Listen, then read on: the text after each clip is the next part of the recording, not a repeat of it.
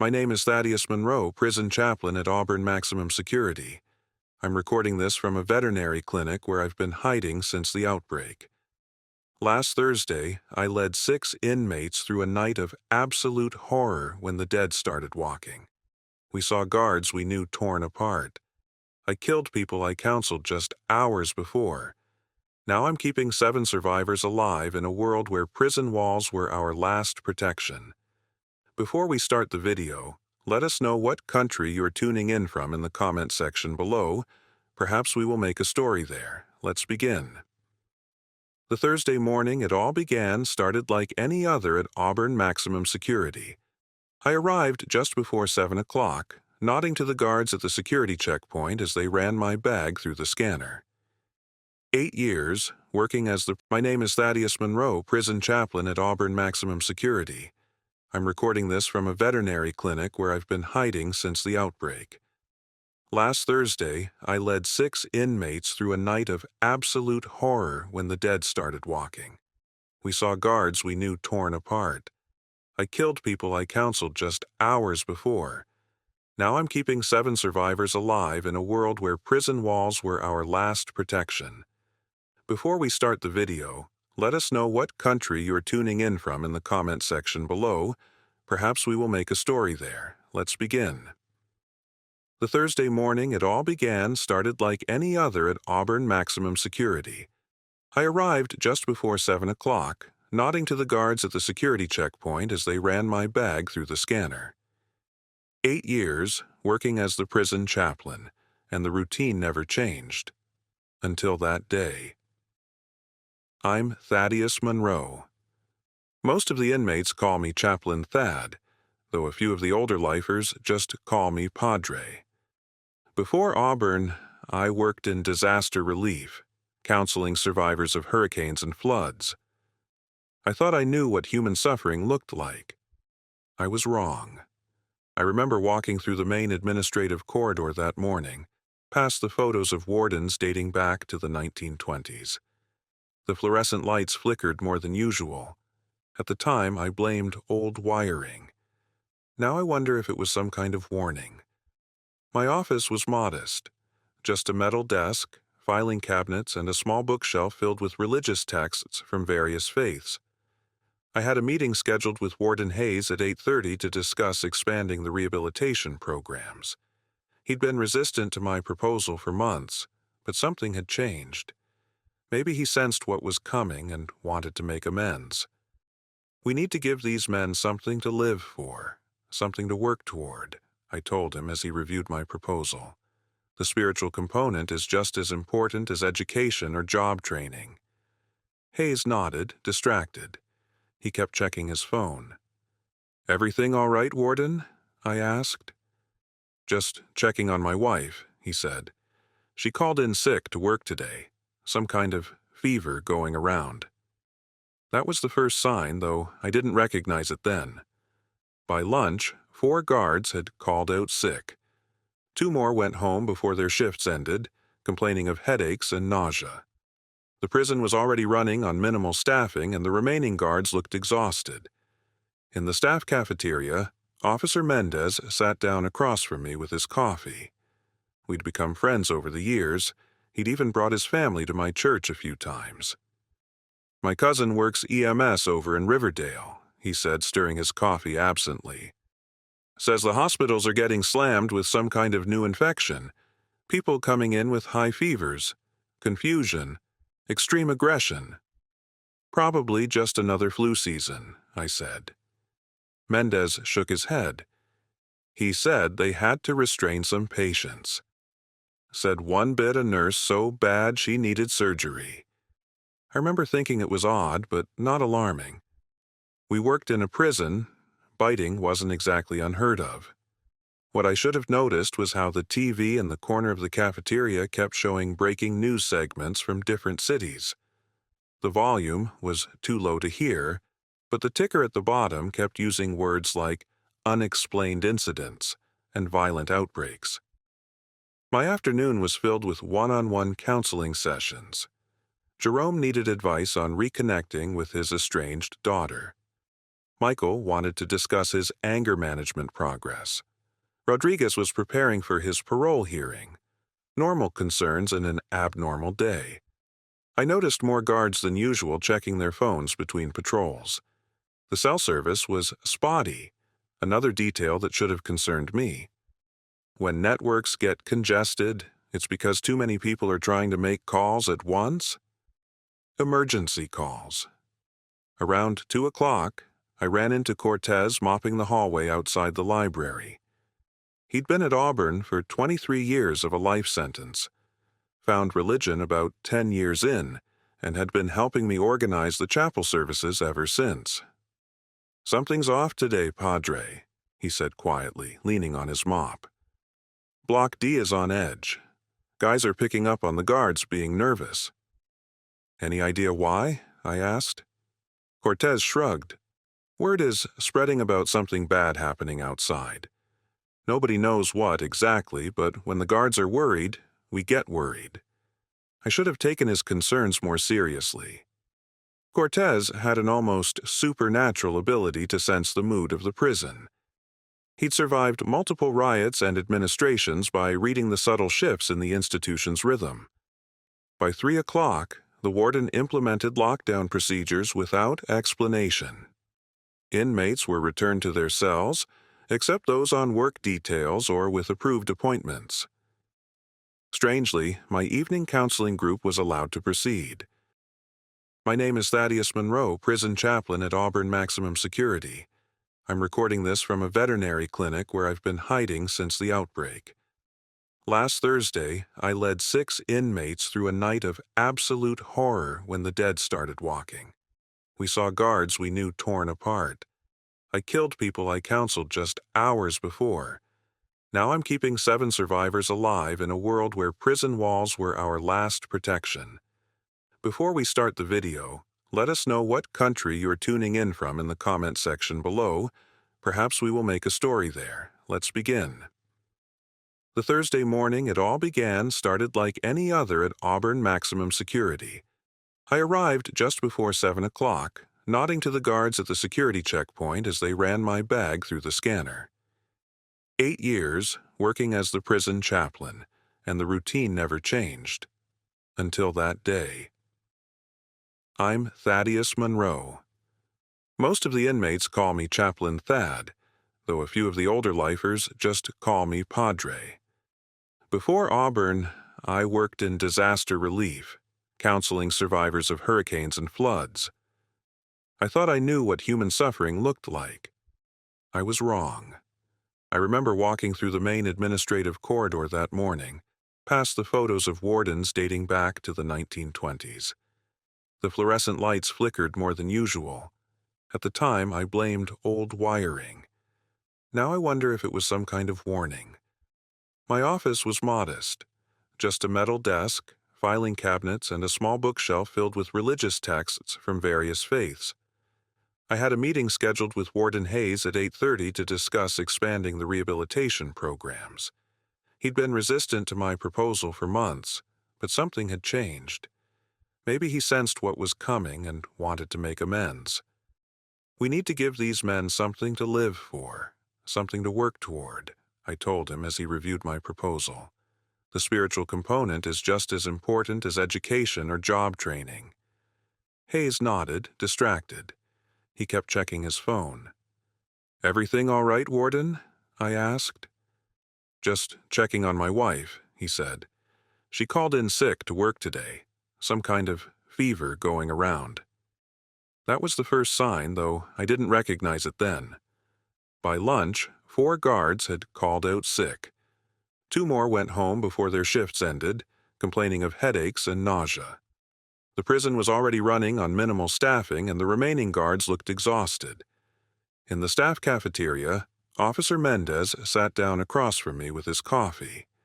We'd become friends over the years. He'd even brought his family to my church a few times. "My cousin works EMS over in Riverdale," he said, stirring his coffee absently. "Says the hospitals are getting slammed with some kind of new infection. People coming in with high fevers, confusion, extreme aggression. Probably just another flu season," I said. Mendez shook his head. He said they had to restrain some patients. Said one bit a nurse so bad she needed surgery. I remember thinking it was odd, but not alarming. We worked in a prison. Biting wasn't exactly unheard of. What I should have noticed was how the TV in the corner of the cafeteria kept showing breaking news segments from different cities. The volume was too low to hear, but the ticker at the bottom kept using words like unexplained incidents and violent outbreaks. My afternoon was filled with one-on-one counseling sessions. Jerome needed advice on reconnecting with his estranged daughter. Michael wanted to discuss his anger management progress. Rodriguez was preparing for his parole hearing. Normal concerns in an abnormal day. I noticed more guards than usual checking their phones between patrols. The cell service was spotty, another detail that should have concerned me. When networks get congested, it's because too many people are trying to make calls at once? Emergency calls. Around 2 o'clock, I ran into Cortez mopping the hallway outside the library. He'd been at Auburn for 23 years of a life sentence, found religion about 10 years in, and had been helping me organize the chapel services ever since. "Something's off today, Padre," he said quietly, leaning on his mop. "Block D is on edge. Guys are picking up on the guards being nervous." "Any idea why?" I asked. Cortez shrugged. "Word is spreading about something bad happening outside. Nobody knows what exactly, but when the guards are worried, we get worried." I should have taken his concerns more seriously. Cortez had an almost supernatural ability to sense the mood of the prison. He'd survived multiple riots and administrations by reading the subtle shifts in the institution's rhythm. By 3 o'clock, the warden implemented lockdown procedures without explanation. Inmates were returned to their cells, except those on work details or with approved appointments. Strangely, my evening counseling group was allowed to proceed. My name is Thaddeus Monroe, prison chaplain at Auburn Maximum Security. I'm recording this from a veterinary clinic where I've been hiding since the outbreak. Last Thursday, I led 6 inmates through a night of absolute horror when the dead started walking. We saw guards we knew torn apart. I killed people I counseled just hours before. Now I'm keeping 7 survivors alive in a world where prison walls were our last protection. Before we start the video, let us know what country you're tuning in from in the comment section below. Perhaps we will make a story there. Let's begin. The Thursday morning it all began started like any other at Auburn Maximum Security. I arrived just before 7 o'clock, nodding to the guards at the security checkpoint as they ran my bag through the scanner. 8 years, working as the prison chaplain, and the routine never changed. Until that day. I'm Thaddeus Monroe. Most of the inmates call me Chaplain Thad, though a few of the older lifers just call me Padre. Before Auburn, I worked in disaster relief, counseling survivors of hurricanes and floods. I thought I knew what human suffering looked like. I was wrong. I remember walking through the main administrative corridor that morning, past the photos of wardens dating back to the 1920s. The fluorescent lights flickered more than usual. At the time, I blamed old wiring. Now I wonder if it was some kind of warning. My office was modest. Just a metal desk, filing cabinets, and a small bookshelf filled with religious texts from various faiths. I had a meeting scheduled with Warden Hayes at 8:30 to discuss expanding the rehabilitation programs. He'd been resistant to my proposal for months, but something had changed. Maybe he sensed what was coming and wanted to make amends. "We need to give these men something to live for, something to work toward," I told him as he reviewed my proposal. "The spiritual component is just as important as education or job training." Hayes nodded, distracted. He kept checking his phone. "Everything all right, Warden?" I asked. "Just checking on my wife," he said. "She called in sick to work today. Some kind of fever going around." That was the first sign, though I didn't recognize it then. By lunch, 4 guards had called out sick. 2 more went home before their shifts ended, complaining of headaches and nausea. The prison was already running on minimal staffing, and the remaining guards looked exhausted. In the staff cafeteria, Officer Mendez sat down across from me with his coffee. We'd become friends over the years. He'd even brought his family to my church a few times. "My cousin works EMS over in Riverdale," he said, stirring his coffee absently. "Says the hospitals are getting slammed with some kind of new infection. People coming in with high fevers, confusion, extreme aggression." "Probably just another flu season," I said. Mendez shook his head. He said they had to restrain some patients. Said one bit a nurse so bad she needed surgery. I remember thinking it was odd, but not alarming. We worked in a prison. Biting wasn't exactly unheard of. What I should have noticed was how the TV in the corner of the cafeteria kept showing breaking news segments from different cities. The volume was too low to hear, but the ticker at the bottom kept using words like unexplained incidents and violent outbreaks. My afternoon was filled with one-on-one counseling sessions. Jerome needed advice on reconnecting with his estranged daughter. Michael wanted to discuss his anger management progress. Rodriguez was preparing for his parole hearing. Normal concerns in an abnormal day. I noticed more guards than usual checking their phones between patrols. The cell service was spotty, another detail that should have concerned me. When networks get congested, it's because too many people are trying to make calls at once? Emergency calls. Around 2 o'clock, I ran into Cortez mopping the hallway outside the library. He'd been at Auburn for 23 years of a life sentence, found religion about 10 years in, and had been helping me organize the chapel services ever since. "Something's off today, Padre," he said quietly, leaning on his mop. "Block D is on edge. Guys are picking up on the guards being nervous." "Any idea why?" I asked. Cortez shrugged. "Word is spreading about something bad happening outside. Nobody knows what exactly, but when the guards are worried, we get worried." I should have taken his concerns more seriously. Cortez had an almost supernatural ability to sense the mood of the prison. He'd survived multiple riots and administrations by reading the subtle shifts in the institution's rhythm. By 3 o'clock, the warden implemented lockdown procedures without explanation. Inmates were returned to their cells, except those on work details or with approved appointments. Strangely, my evening counseling group was allowed to proceed. 8 makeshift spears and clubs.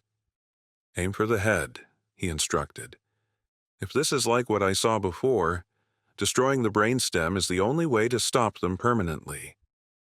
Ramirez had his baton but no firearm. Auburn's policy was to centralize all weapons in the armory, which was on the other side of the prison. We'd have to cross through multiple cell blocks to reach it. As we gathered our pathetic arsenal, a pounding came at the chapel door. We froze. "Help me! For God's sake, let me in!" It was a woman's voice, Maria Vasquez, the prison nurse. I'd worked with her on the prison's mental health committee. "She could be infected," Deacon warned. "We can't just leave her out there," I argued. "Ask her some questions," Wilson suggested. "Something only she would know." I approached the door cautiously. "Maria, it's Chaplain Thad. Are you injured?" "No, but they're coming. Please. I need to know you're not infected. The birthday cake I brought for the staff party last month, what kind was it?" "What? I don't remember any cake. I was on vacation last month. Please, they're getting closer." She was right. I could hear the shuffling of multiple sets of feet approaching down the corridor. "Let her in," I decided. The others looked uncertain, but Cortez and Wilson began moving the barricade. When they opened the door, Maria practically fell inside. She was uninjured, but terrified.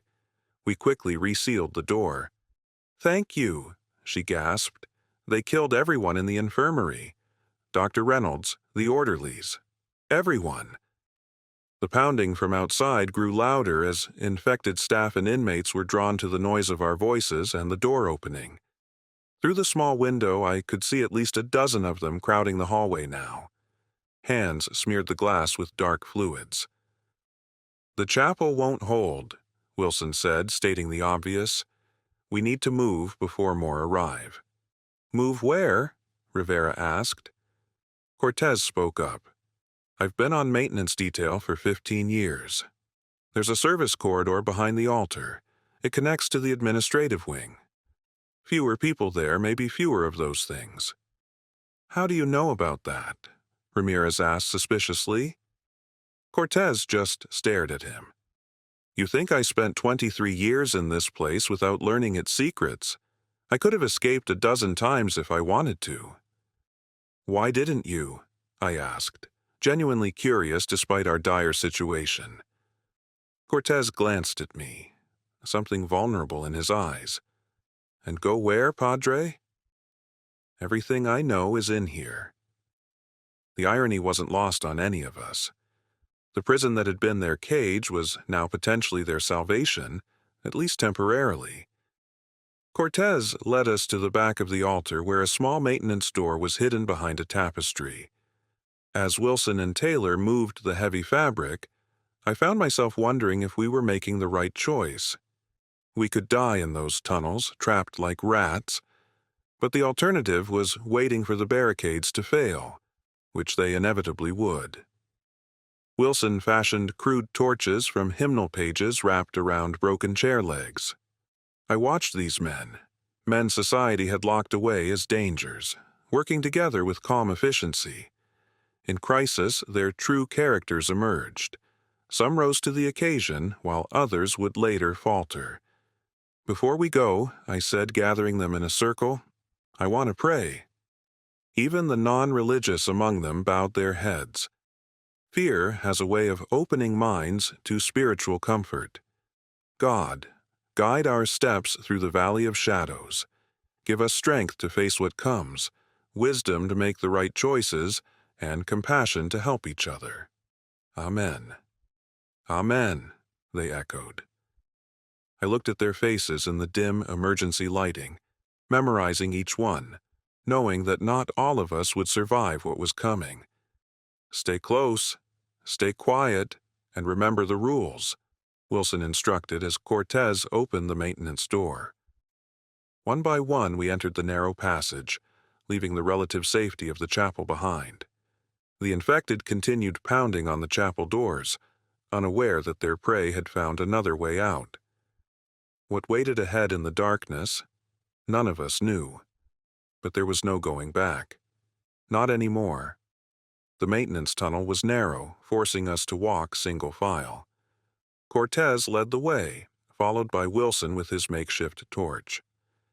I stayed in the middle with Maria and Ramirez while Deacon, Rivera, Johnson, and Taylor brought up the rear. The air was stale and thick with dust, making every breath a conscious effort. "These tunnels run throughout the entire prison?" Cortez whispered ahead of me. "Maintenance workers use them to access plumbing, electrical, ventilation, without disrupting prison operations. Or being seen by inmates," Ramirez added pointedly. "That too," Cortez acknowledged without offense. "Most guards don't even know about all the access points. That's by design." The tunnel curved sharply to the right, then opened into a slightly larger junction with pipes running along the ceiling and multiple pathways branching off. "Which way?" Wilson asked, holding the torch higher. Cortez pointed to a passage on the left. "This leads toward the administrative wing. Should be quieter there." As we moved, I couldn't help thinking about the conversation we'd been having in the chapel before everything fell apart. Redemption, second chances, the nature of humanity. It seemed almost prophetic now. "What do you think is happening out there?" Maria asked me quietly as we walked. "Beyond the prison, I mean." "I don't know," I admitted. But from what we saw on the news, it's not just here. My family is in Rochester, she said, her voice catching. My daughter has asthma. If this is some kind of virus, I placed a hand on her shoulder. One step at a time. We need to focus on getting somewhere safe first. The passage narrowed again, and the ceiling lowered. We had to hunch over to continue. The only sounds were our breathing and the occasional drip of water from the pipes above. Stop, Cortez whispered suddenly, raising his hand. We froze. What is it? Wilson asked, his voice barely audible. Listen. We stood in silence. At first, I heard nothing. Then it came, a faint scraping sound from somewhere ahead of us. Something was moving in the tunnels. Could be rats, Taylor suggested hopefully.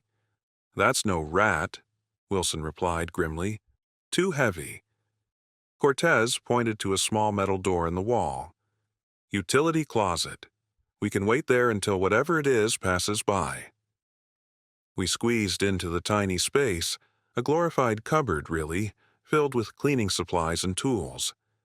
The door didn't fully close with all of us inside, but it was better than being exposed in the tunnel. Wilson extinguished our torch to avoid detection. In the darkness, pressed against each other, we waited. The scraping grew louder. Then came a new sound, a wet, gurgling moan that was undeniably human, yet fundamentally wrong. My skin crawled with primitive fear. Through the crack in the door, a beam of emergency lighting from somewhere in the tunnel illuminated a figure shuffling past. It was a maintenance worker in coveralls, his name patch still visible, Stan. But Stan wasn't Stan anymore. His head hung at an unnatural angle, and one arm dangled uselessly at his side, broken but still attached. He dragged a mop behind him, the source of the scraping sound. No one moved. No one breathed. Stan paused directly in front of our hiding place, his clouded eyes staring blankly ahead. For a terrifying moment, I thought he had sensed us somehow. Then he continued his mindless journey down the tunnel, the mop scraping along behind him. We waited until the sound faded completely before emerging. He's heading toward the chapel, Cortez whispered, probably drawn by the noise of the others. We need to move faster, Wilson urged. If there's one maintenance worker turned, there could be more. Our pace quickened as much as the confined space would allow. The tunnel began to slope upward, and I could see light ahead, another access door. This should lead to the hallway outside the warden's office, Cortez informed us. Administrative section. Wilson peered through the small vent in the door before pushing it open cautiously. We emerged into a carpeted hallway lined with offices. The emergency lights cast everything in an eerie red glow, but it was blessedly empty. Warden's office is down there, Ramirez pointed. It has a security monitor. We might be able to see what's happening in the rest of the prison. We moved as a group, checking each doorway as we passed. The administrative wing was eerily quiet compared to the chaos we'd fled in the chapel area. File cabinets stood like sentinels in the darkness. Papers were scattered across the floor, evidence of a hasty evacuation. The warden's office door was ajar. Inside, the room was in disarray, drawers pulled open, personal items missing. Warden Hayes had obviously grabbed what he could before leaving. On his desk, family photos remained in their frames. I remembered our meeting that morning, how distracted he'd been about his sick wife. I wondered if he'd made it home to her and what he might have found if he did. The security monitor on the wall was still functioning, cycling through camera feeds from around the prison. What we saw confirmed our worst fears. Cell Block C was completely overrun. Infected inmates and guards wandered aimlessly through corridors slick with blood. Cell Block D was in flames, thick smoke obscuring the camera. The yard was littered with bodies, some still moving. "My God," Maria whispered. "How did it spread so fast?" Close quarters, Wilson explained. One infected person could take down an entire cell block in hours. Ramirez was scanning the frequencies on the warden's radio. Most channels were static, but occasionally we caught fragments of transmissions, desperate calls for help, coordinates for evacuation points, military jargon that meant nothing to us. One clear message came through. All emergency personnel redirect to designated safe zones. Civilian evacuation suspended. Repeat, civilian evacuation suspended. Containment protocol is now in effect. They're writing us off, Johnson said bitterly, leaving us to die. They're trying to contain it, Wilson corrected him. Standard protocol when an outbreak can't be controlled. Establish a perimeter, sacrifice the hot zone to save the wider population. We're in the hot zone, Deacon pointed out unnecessarily. I looked back at the monitor. The camera covering the main entrance showed military vehicles blocking the gates. Armed soldiers in hazmat suits had established a perimeter. No one was getting in or out through the main entrance. What about the staff exit? Taylor asked. The one guards use for smoke breaks? Worth a try, Cortez nodded. It's closer than the main gate anyway. Ramirez found the warden's keycard in a desk drawer. This should open most secure doors, he said, pocketing it. We gathered what we could from the office. A first aid kit from the wall, a flashlight from the desk, bottled water from the mini-fridge. Maria inventoried the first aid supplies, her professional training kicking in despite her fear. Not much here, she reported.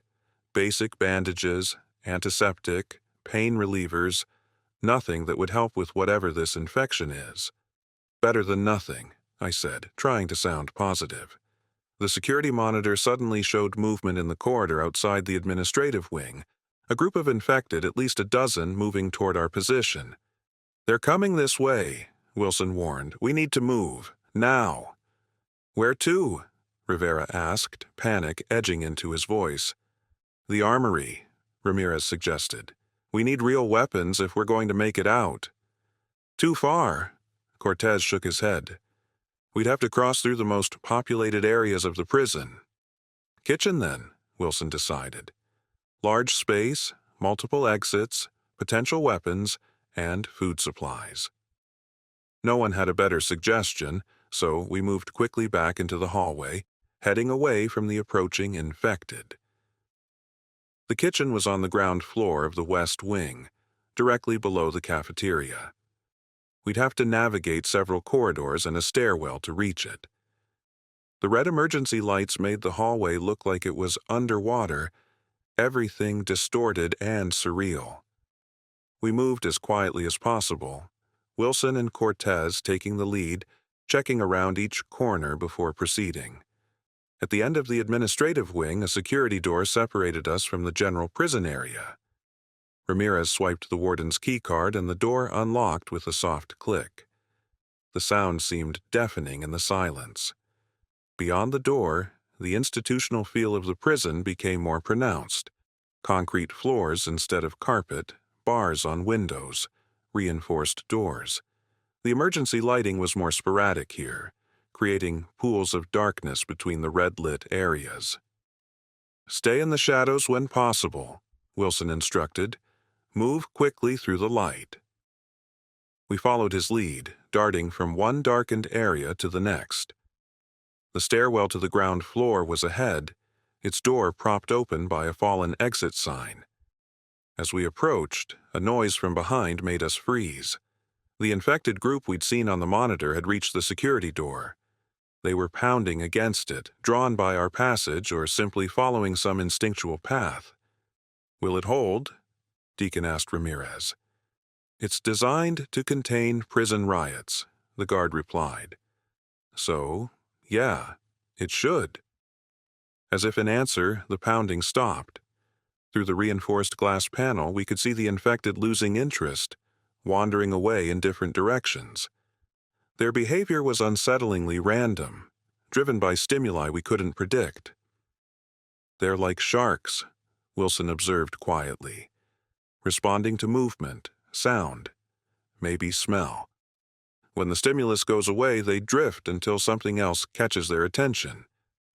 Let's not be that something, Cortez said, gesturing toward the stairwell. We moved again, reaching the stairs without incident. The stairwell was dark, the emergency lights having failed here. Wilson used his lighter to guide our way down. The flame created unsettling shadows that jumped and danced on the concrete walls. At the bottom of the stairs, a heavy metal door led to the corridor outside the kitchen. Wilson pressed his ear against it, listening for any sound from the other side. He signaled that it seemed clear. Ramirez used the keycard again, and we slipped through into another red-lit hallway. The kitchen was just ahead, double doors with small circular windows. Through them we could see the industrial kitchen space, large stainless steel counters, walk-in refrigerators, cooking equipment. Wait, Wilson held up his hand. Something's not right. I peered through the window and saw what had caught his attention. The kitchen lights were flickering, not the steady glow of emergency lighting, but the erratic pattern of a damaged fluorescent bulb. And underneath one of the counters, a pool of something dark was spreading across the floor. "Is anyone in there?" Maria whispered. Wilson shook his head. "Can't tell. But we need those supplies." "I'll go first," Cortez volunteered. "I know the layout best. Been on kitchen duty more times than I can count." Before anyone could object, he eased one of the doors open and slipped inside. We watched through the window as he moved cautiously between the counters, checking each corner. He reached the refrigerator and opened it, then gave us a thumbs up. One by one, we entered the kitchen, staying close to the walls. The flickering light was coming from a fixture that had been partially torn from the ceiling. The dark liquid on the floor was indeed blood, leading from the walk-in freezer to a back exit. "Someone was dragged," Wilson observed, following the trail with his eyes. "Recently." "Let's grab what we need and get out," I suggested, uncomfortable with the evidence of violence. We began searching the kitchen for anything useful. The refrigerators were stocked with food, institutional fare, but edible. We filled bags with non-perishables and bottled water. The knife rack provided actual weapons. Not ideal, but better than broken chair legs. As Maria was filling a first aid kit with supplies from the kitchen's medical cabinet, a loud crash came from the freezer. We all turned toward the sound. The freezer door, which had been ajar, slowly swung open wider. Wilson moved first, kitchen knife raised as he approached the freezer door. The rest of us froze, watching in horror as the door continued to swing open. From the darkness emerged a figure, not lurching like the infected, but hunched and cautious. "Don't move," Wilson commanded, knife steady. "Who are you?" The figure straightened, hands raised. It was a man in a guard's uniform, Officer Reyes, one of the newer hires. I'd counseled him a few months back when his mother passed away. "Don't shoot," he said, then registered who we were. "Chaplain? You're alive?" "For now," I replied, relieved to see another survivor. "What were you doing in the freezer?" "Hiding," he admitted, lowering his hands. "I got separated from my unit when C-Block went to hell. Been moving from place to place, staying ahead of those things." "Your unit?" Ramirez asked sharply. "What unit?" "I thought everyone evacuated." Reyes shook his head. "Not everyone. Captain Reynolds organized a team to secure the armory and escort any survivors to the staff exit. But we got overwhelmed near the commissary. I'm the only one who made it out." "The armory is secure?" Wilson pressed. "Was when I left. Reynolds and a few others were holding position there." Reyes looked at our group with surprise. "How did you all make it this far?" "Maintenance tunnels," Cortez explained. "Less infected down there." "Smart," Reyes nodded. "I've been using the air ducts where I can. They can't climb for shit." We quickly filled Reyes in on what we knew and what we'd seen. In return, he shared what he'd learned while evading the infected. They're definitely drawn to noise, but also light, he told us. And they're persistent. If they see you duck into a room, they'll pound on that door for hours. What about the staff exit? Taylor asked. Is it still accessible? As of an hour ago, yes. But there's military outside. They're not letting anyone through unless they pass some kind of test. I saw them shoot a guard who tried to rush past the checkpoint. That confirmed what we'd heard on the radio. Containment was the priority now, not evacuation. We need to get to the armory, Wilson decided. Proper weapons, maybe body armor. Then we make for the staff exit and deal with the military when we get there. No one argued. Our kitchen knives suddenly seemed inadequate compared to what we might face. We distributed the supplies we'd gathered. Food in backpacks, improvised from kitchen aprons, water bottles in pockets, knives tucked through belts. Reyes showed us a service corridor that would take us closer to the armory without passing through the main cell blocks. It's still going to be rough, he warned. The corridors around the armory were swarming last I saw.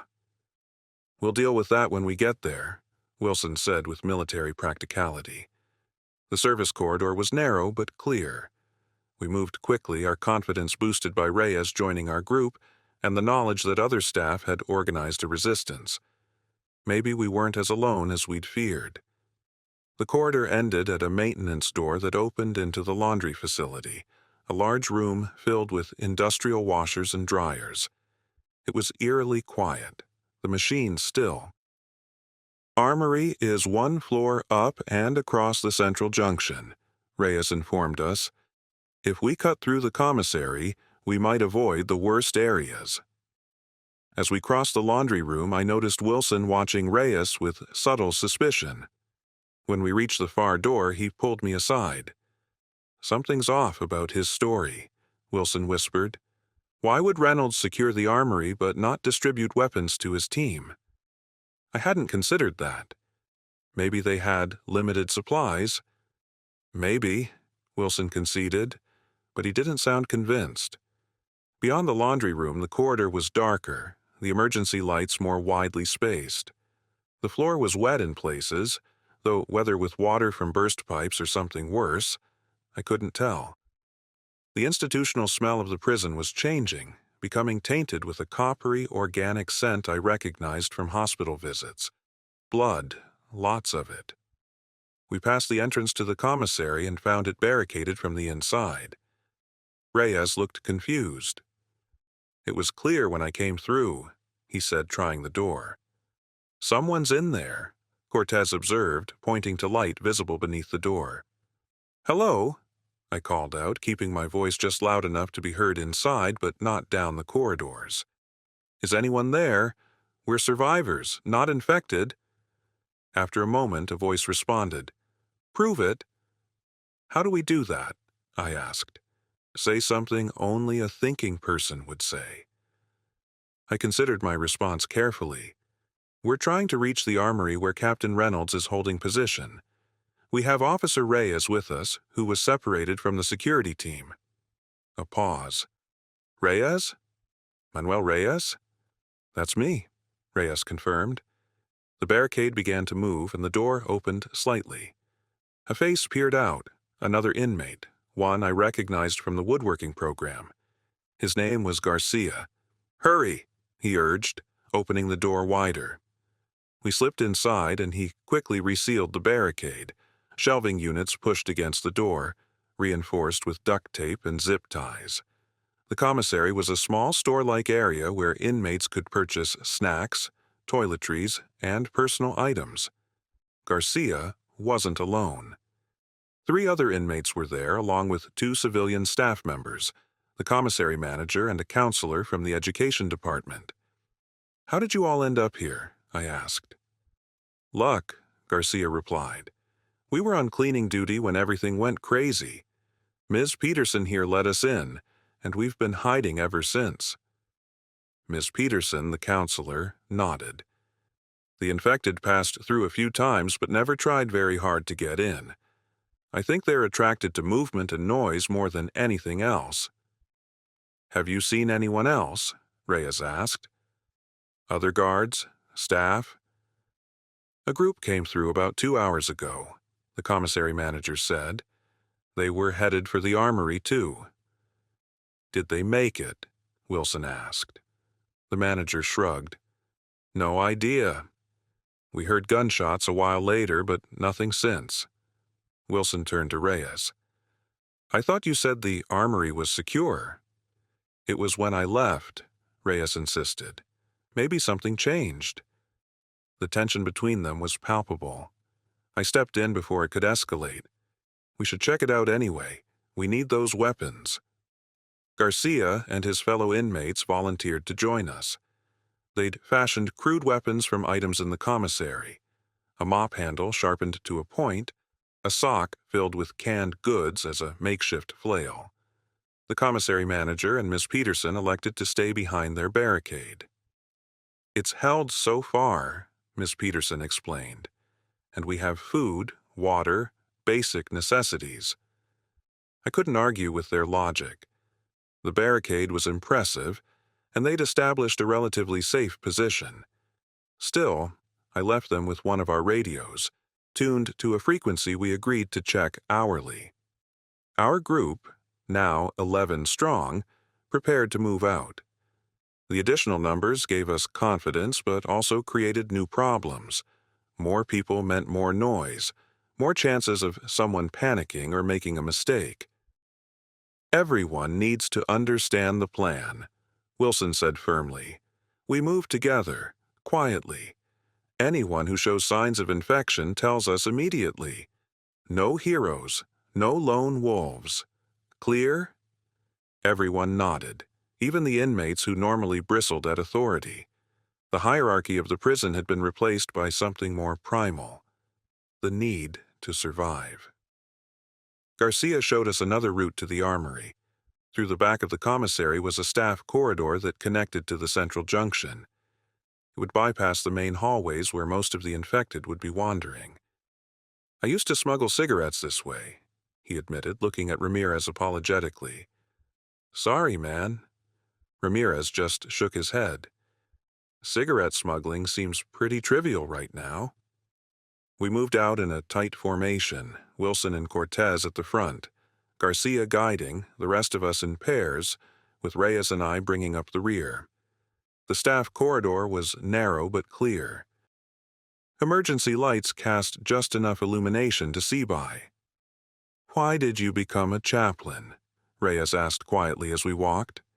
The question caught me off guard. Small talk seemed inappropriately normal given our circumstances. I worked in disaster relief first, I explained. Hurricanes, floods. I saw how people needed spiritual guidance in crisis. Prison ministry felt like a natural extension, people in another kind of crisis. And now this, Reyes observed, seems like you can't escape disaster. Or I'm drawn to it, I replied. Either way, I'm where I'm needed. We reached the end of the staff corridor and found ourselves at the central junction, a large open area where multiple hallways converged, with a security station in the center. From here, stairwells led up to the administrative level where the armory was located. The junction was a scene from a nightmare. Bodies lay scattered across the floor, some still moving despite grievous injuries. The security station was shattered, its bulletproof glass somehow breached. Blood painted the walls in wild arcs and spatters. My God, Maria whispered beside me. Wilson signaled for us to hold position while he and Cortez assessed the situation. The stairwell we needed was on the far side of the junction, maybe 30 yards of exposed space away. The infected were concentrated on the eastern corridor, drawn to something we couldn't see. We can make it if we're fast, Wilson decided. They're distracted for now. What's the play? Cortez asked. We cross in pairs, 5 seconds apart. Quick but quiet. Anyone who falls gets left behind. Harsh, but necessary. No one objected. We all understood the stakes by now. Wilson and Cortez went first, crossing the open space at a controlled run, stepping carefully over bodies. They reached the stairwell without incident and signaled for the next pair. Pair by pair, our group made the crossing. Maria and Garcia, Johnson and Taylor, Deacon and one of Garcia's fellow inmates, Rivera and another inmate. Finally, it was just Reyes and me. "Ready?" he asked. I nodded, grip tightening on my kitchen knife. We moved out into the junction, keeping to a half-crouch, trying to be both fast and silent. We were halfway across when one of the bodies I'd assumed was dead suddenly grabbed at my ankle. I stumbled, nearly falling, and Reyes caught my arm. The infected, once a young guard I'd seen around but didn't know by name, began making a gurgling cry, alerting the others. Across the junction, heads turned toward us, and the infected began to move in our direction. "Run!" Reyes urged, pulling me forward. We abandoned stealth for speed, sprinting toward the stairwell where the others waited. The infected moved with surprising quickness when stimulated, closing the gap behind us. We reached the stairwell just as the first infected entered striking distance. Wilson slammed the door shut behind us, and Cortez wedged a baton through the handle to secure it. From the other side came the relentless pounding of fists against metal. "That won't hold them forever," Cortez warned. "We need to move." The stairwell led up to a security checkpoint just outside the armory. A reinforced door with a camera above it. As we approached, I could see the red light on the camera was still active. Someone inside was watching us. Wilson stepped forward. "Captain Reynolds?" "It's Wilson from D Block with survivors. We're clear, not infected." No response came from the intercom beside the door. "Maybe they can see but not hear us," Maria suggested. "Or maybe they're not taking chances," Ramirez said grimly. "Let me try," I said, stepping toward the intercom. "This is Chaplain Thaddeus Monroe with survivors from various sections of the prison. We have injured people who need medical attention. Please, if anyone's in there, we need your help." For several tense seconds, there was no response. Then the intercom crackled. "Raise your arms and turn slowly in place. All of you, one at a time." We complied, each person raising their arms and turning in a circle to show we weren't hiding bites or other injuries. I went first, followed by Wilson, then the others. After what felt like an eternity, the door buzzed and unlocked. It swung open to reveal not Captain Reynolds, but Officer Diaz, a veteran guard I'd known for years. She held a shotgun pointed in our general direction, her face haggard but determined. "Inside, quickly," she ordered. We filed in, and she secured the door behind us. The armory was a large reinforced room with weapons stored in locked cabinets along the walls. A security station with multiple monitors showed feeds from around the prison. Several other people were inside, 3 guards and 2 administrative staff members I recognized from the warden's office. "Where's Captain Reynolds?" Reyes asked, looking around. Diaz's expression darkened. "Dead. Turned about an hour ago. We had to put him down." "What happened?" Wilson asked. "He got bit during an escort mission," Diaz explained. "Hid it from us until it was too late. Nearly took out Jensen before we realized what was happening." My eyes fell on a body in the corner, covered with a sheet. A dark stain had soaked through at the head. Captain Reynolds, I presumed. "We've been monitoring the cameras, trying to map safe routes out," Diaz continued, "but the situation keeps changing. The infected are spreading throughout the facility, and they seem to be getting more aggressive as time passes." She led us to the monitor station where a schematic of the prison was laid out, with routes marked in different colors. "We originally planned to evacuate through the main entrance, but the military has it blockaded," she explained, pointing to a camera feed showing soldiers in hazmat suits. Then we considered the staff exit, but it's being monitored too. They're not letting anyone out without testing them first." "Testing how?" Maria asked. "Temperature checks, blood samples. Anyone who fails gets shot on the spot." Diaz's voice was matter-of-fact.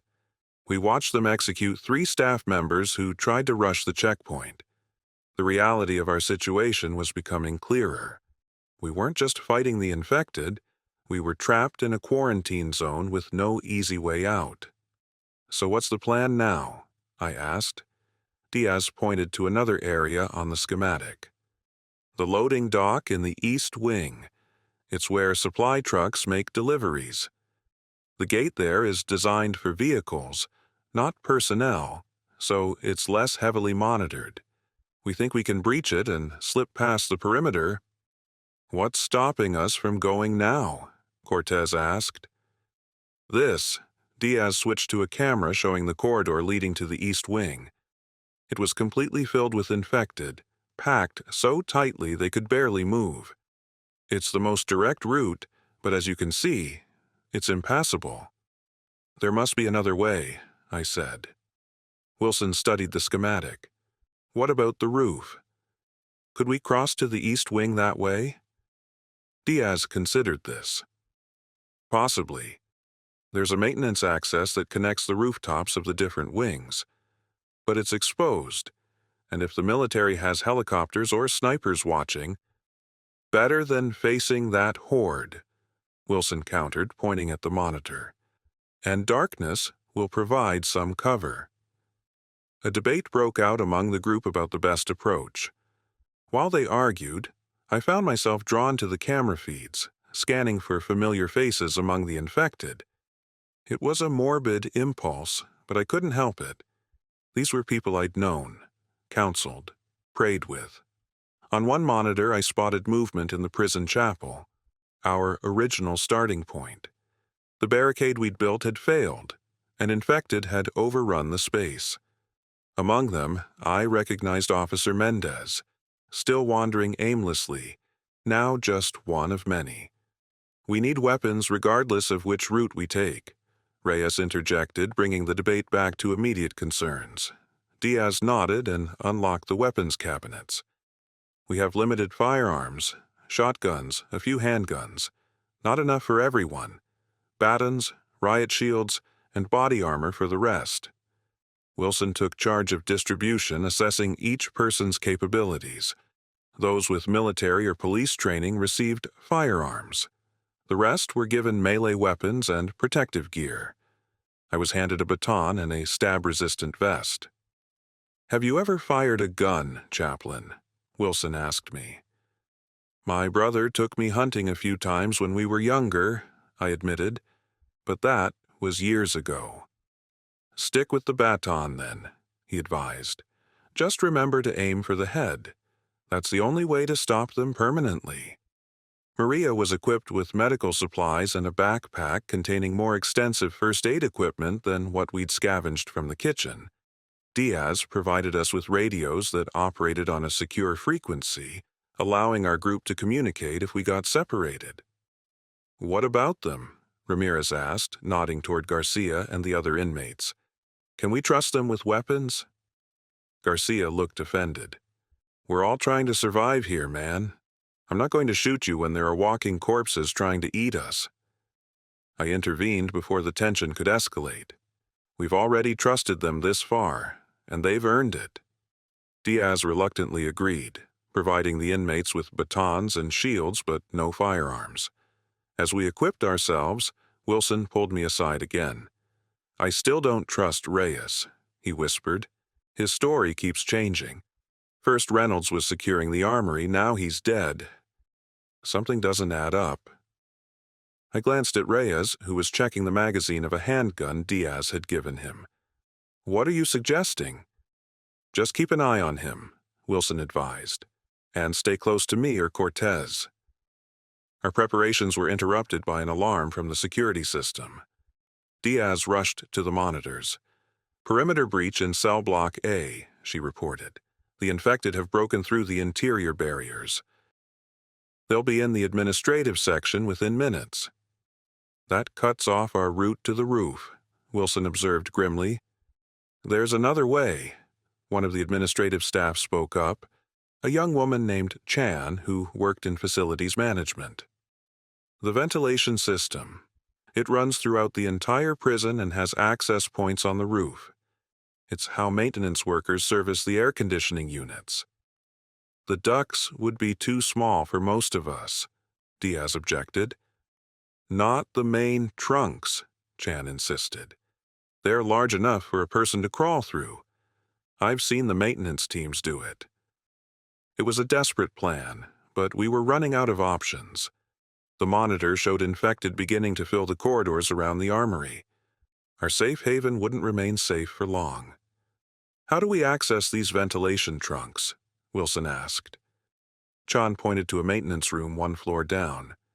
There's an access panel there. It connects to the main system. And where does it come out? I asked. There are exit points in each wing, including near the loading dock in the east wing, Chan explained. It's not a straight path. We'd have to navigate the system, but it could work. Diaz looked skeptical, but couldn't offer a better alternative. The maintenance room is through the infirmary. Last we checked, that area was clear, but that was over an hour ago. We quickly reorganized our supplies for the new plan. The weapons were distributed, but ammunition was limited.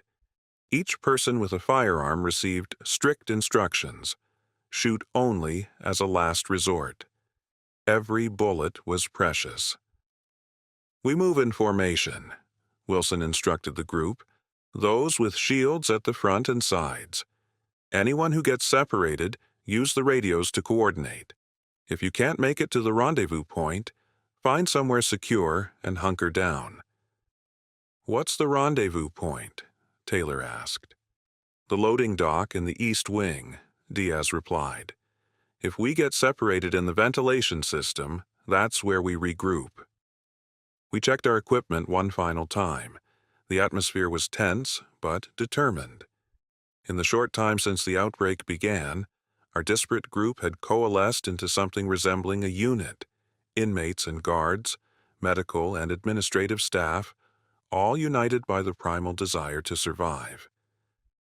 I found myself thinking again about the conversation we'd been having in the chapel, about redemption and second chances.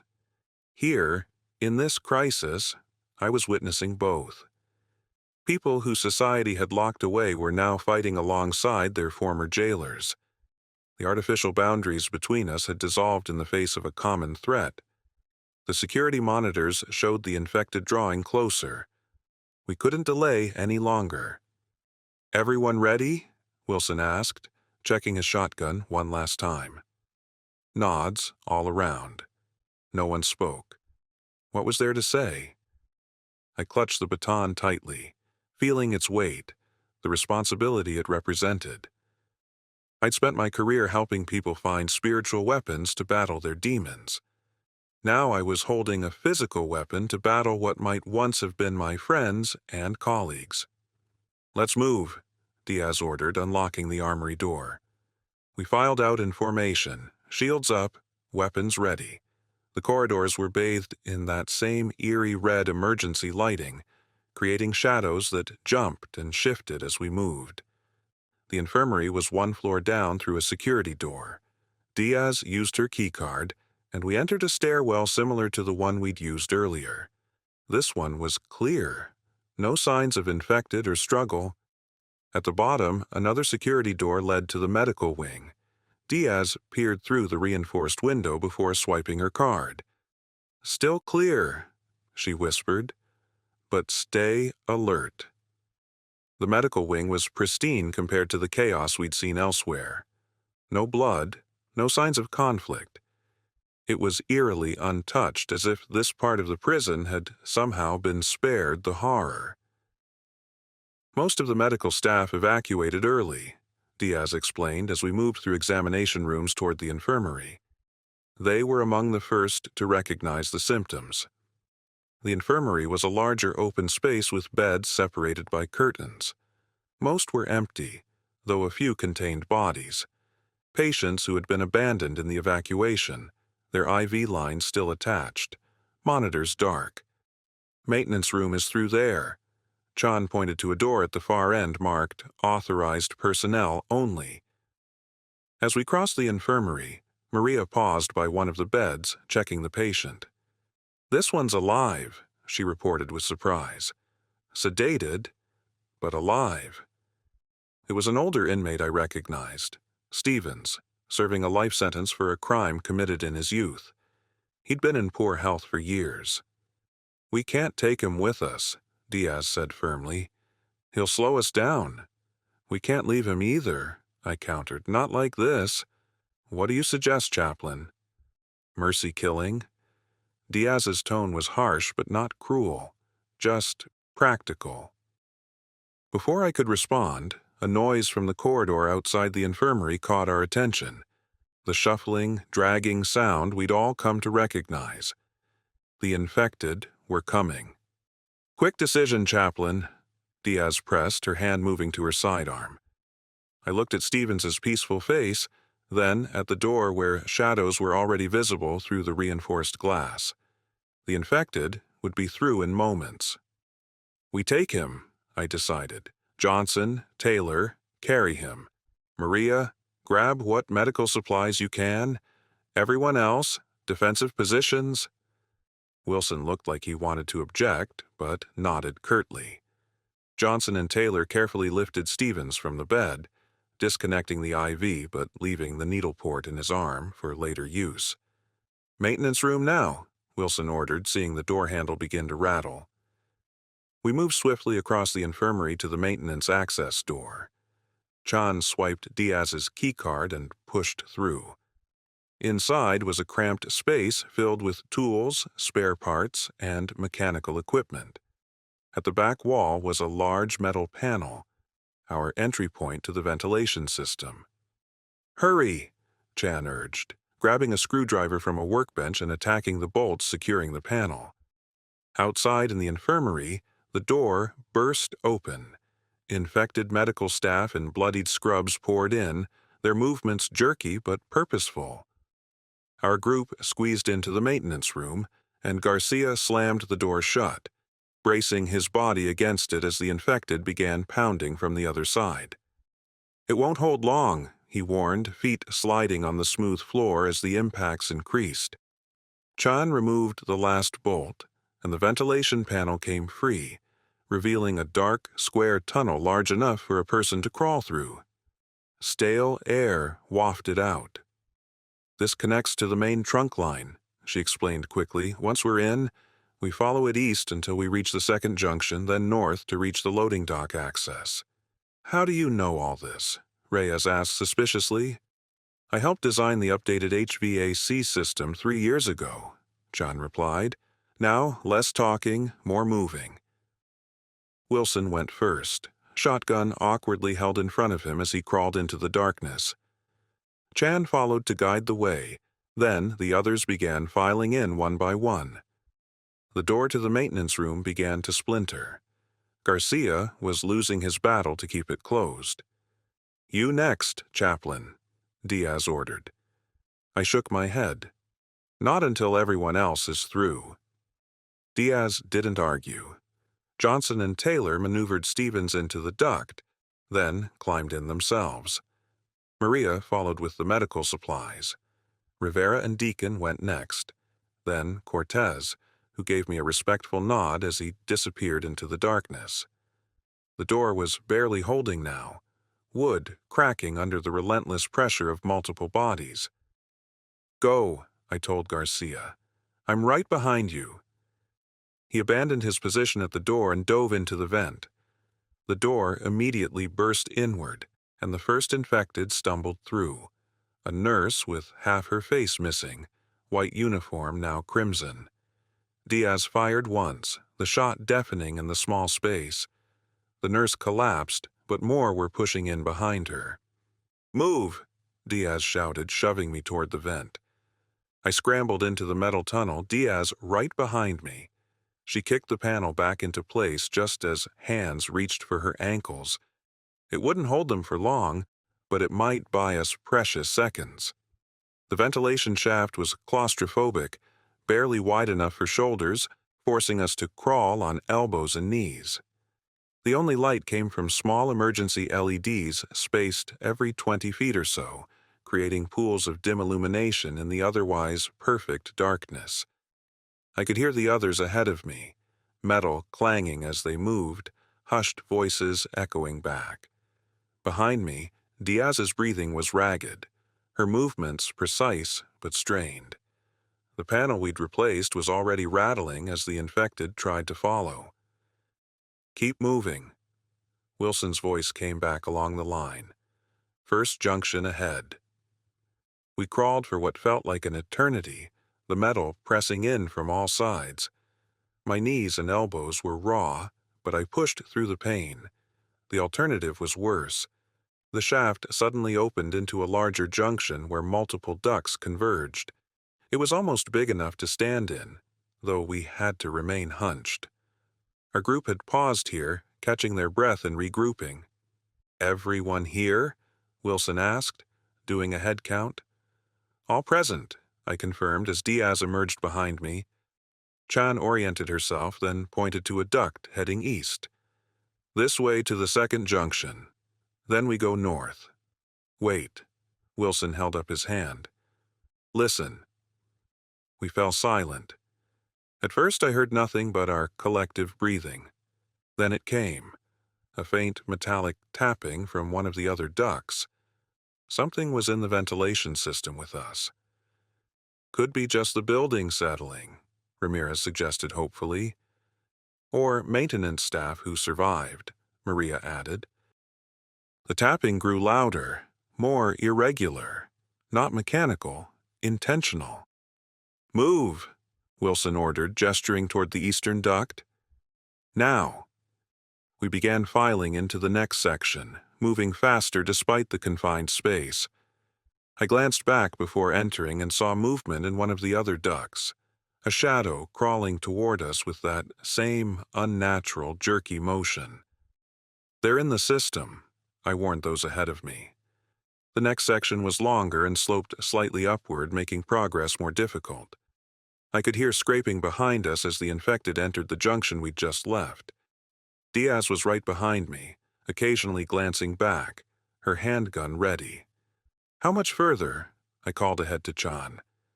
"Second junction should be just ahead," she replied, her voice echoing strangely in the metal tunnel. "Maybe 50 yards." 50 yards had never seemed so far. My arms burned with exertion, and sweat dripped into my eyes despite the cool air in the ventilation system. Behind me, the sounds of pursuit grew louder. "They're gaining," Diaz reported tensely.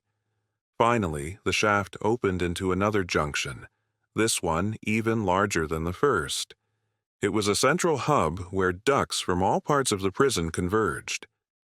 Metal grating formed a floor of sorts, allowing us to stand and move more freely. Chan quickly oriented herself again. "North duct is there," she pointed. "It leads directly to the access point near the loading dock." But there was a problem. The grating beneath our feet had been damaged. A large section was missing, revealing a drop of at least 20 feet to what looked like a storage area below. "We have to jump down," Reyes suggested, already moving toward the gap. "No," Chan said sharply. "If we drop down there, we'll be back in the general prison area. We need to stay in the system to bypass the infected." "Then how do we cross?" I asked, eyeing the gap. It was at least 6 feet wide, too far to jump in the confined space.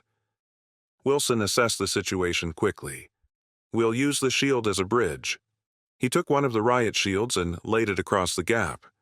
It just barely reached, creating a precarious bridge. "One at a time," he instructed. "Crawl, don't walk." Chan went first, moving carefully across the makeshift bridge. It flexed under her weight but held. Next went Maria, then the inmates carrying Stevens, passing him carefully across before crossing themselves. Meanwhile, the sounds of infected in the duct behind us grew louder. They would reach our position any minute. "Faster," Diaz urged as Reyes began his crossing. Halfway across, the shield shifted slightly. Reyes froze. "Keep moving," Wilson ordered. "Steady pressure."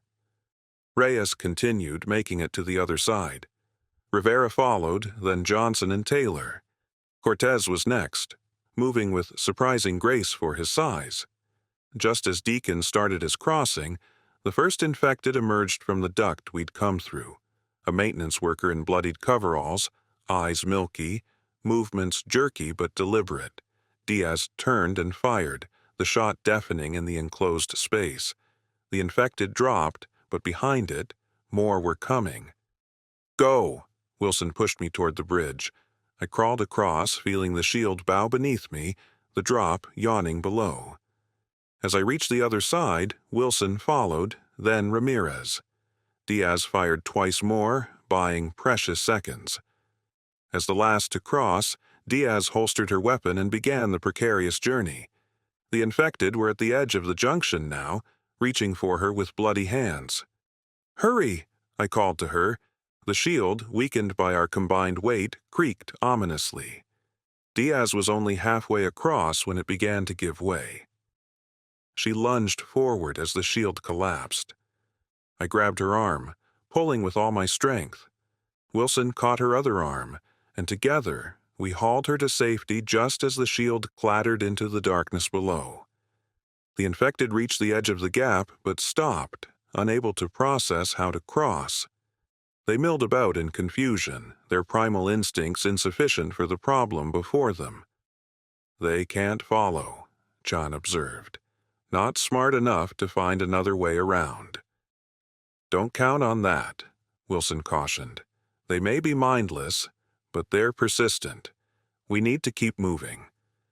The north duct was larger than the previous ones, allowing us to move in a crouch rather than crawling. We made faster progress, putting distance between ourselves and the infected trapped at the junction. After several minutes, John stopped at a grated panel in the floor of the duct. "This is it. The access point above the loading dock storage area." Wilson peered through the grate. Below was a small room filled with cardboard boxes and pallets. It appeared empty of both people and infected. "Looks clear," he reported. "But we do this carefully." "Chan, what's the layout beyond that room?" Chan recalled the blueprints. Storage room connects directly to the loading dock.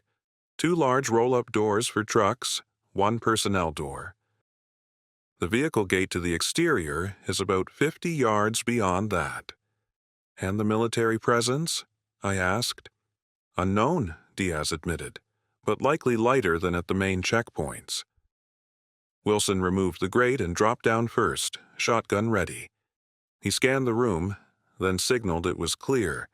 One by one, we descended into the storage area.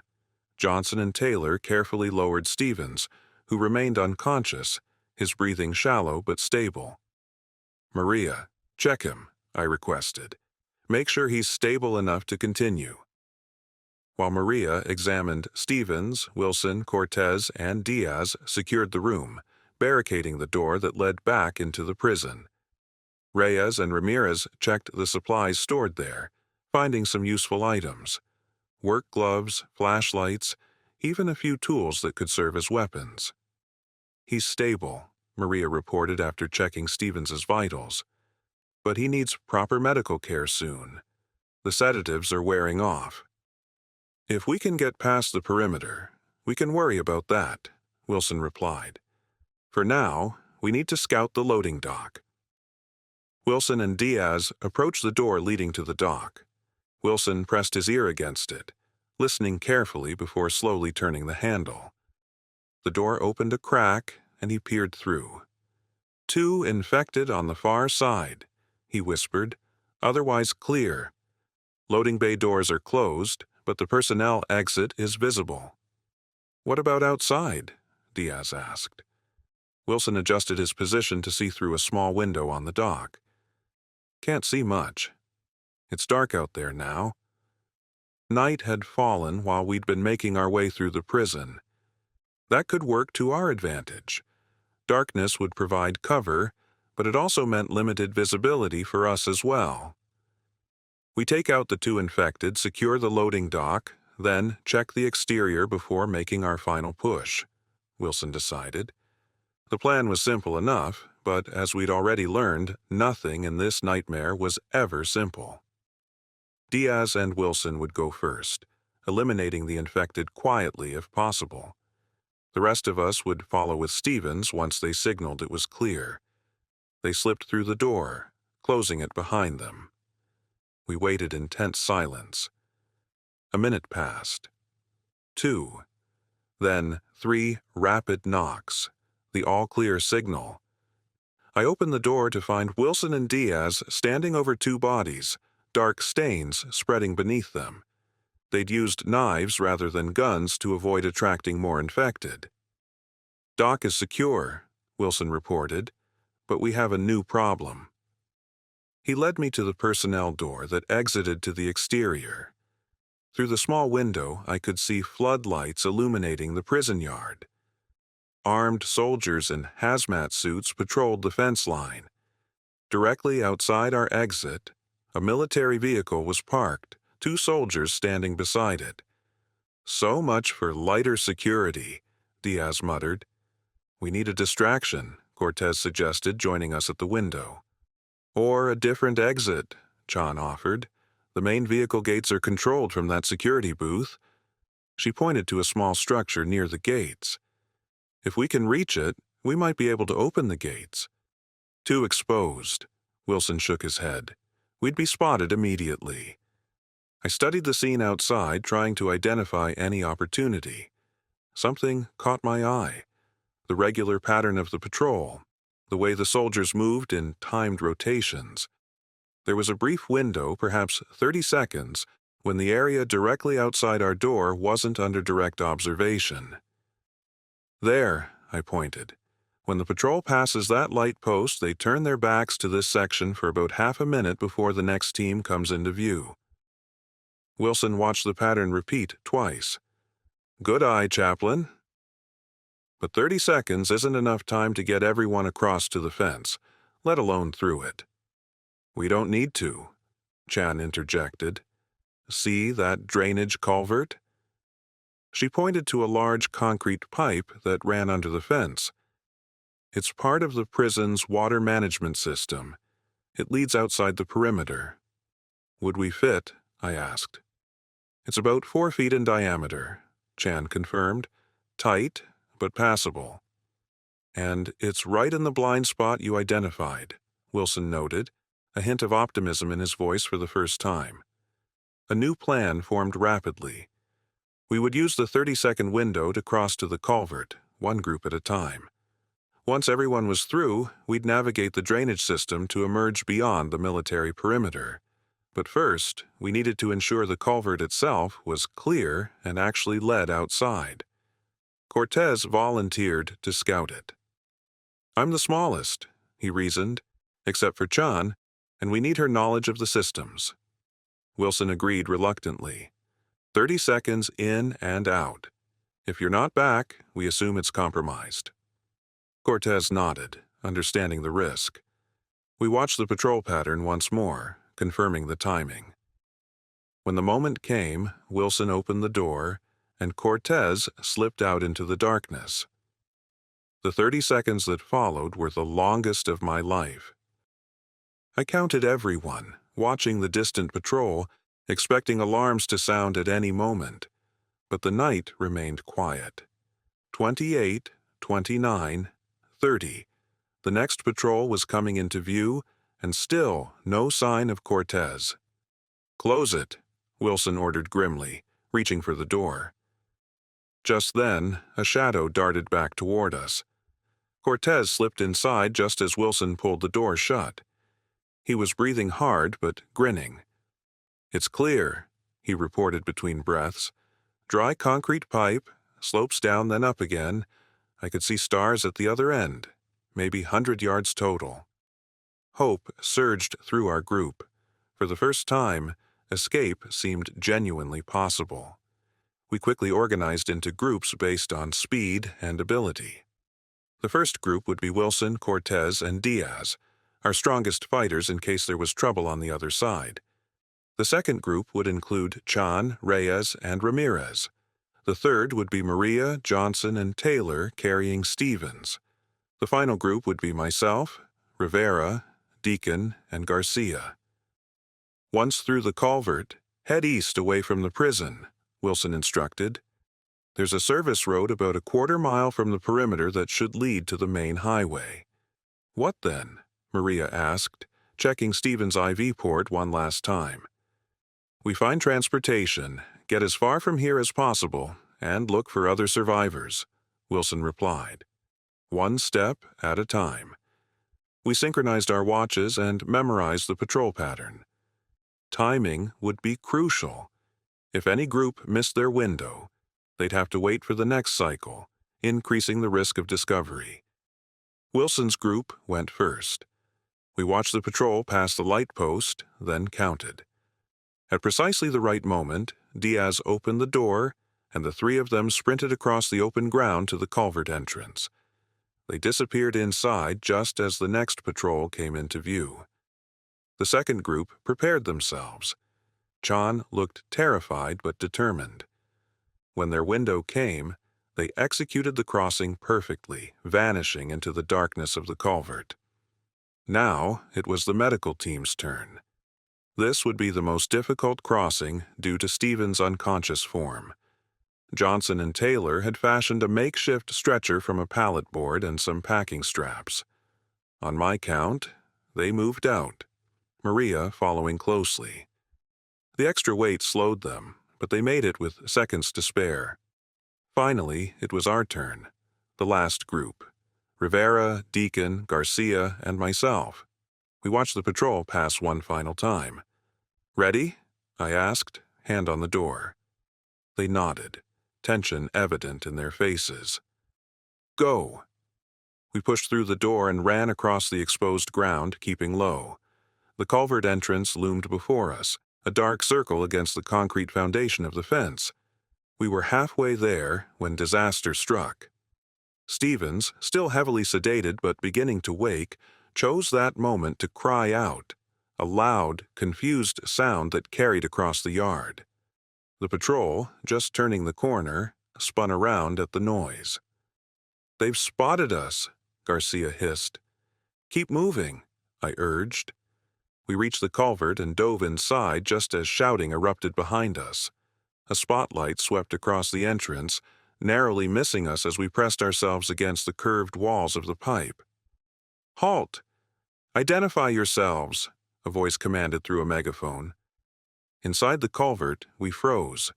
It was too late to go back, but moving forward would alert them to our escape route.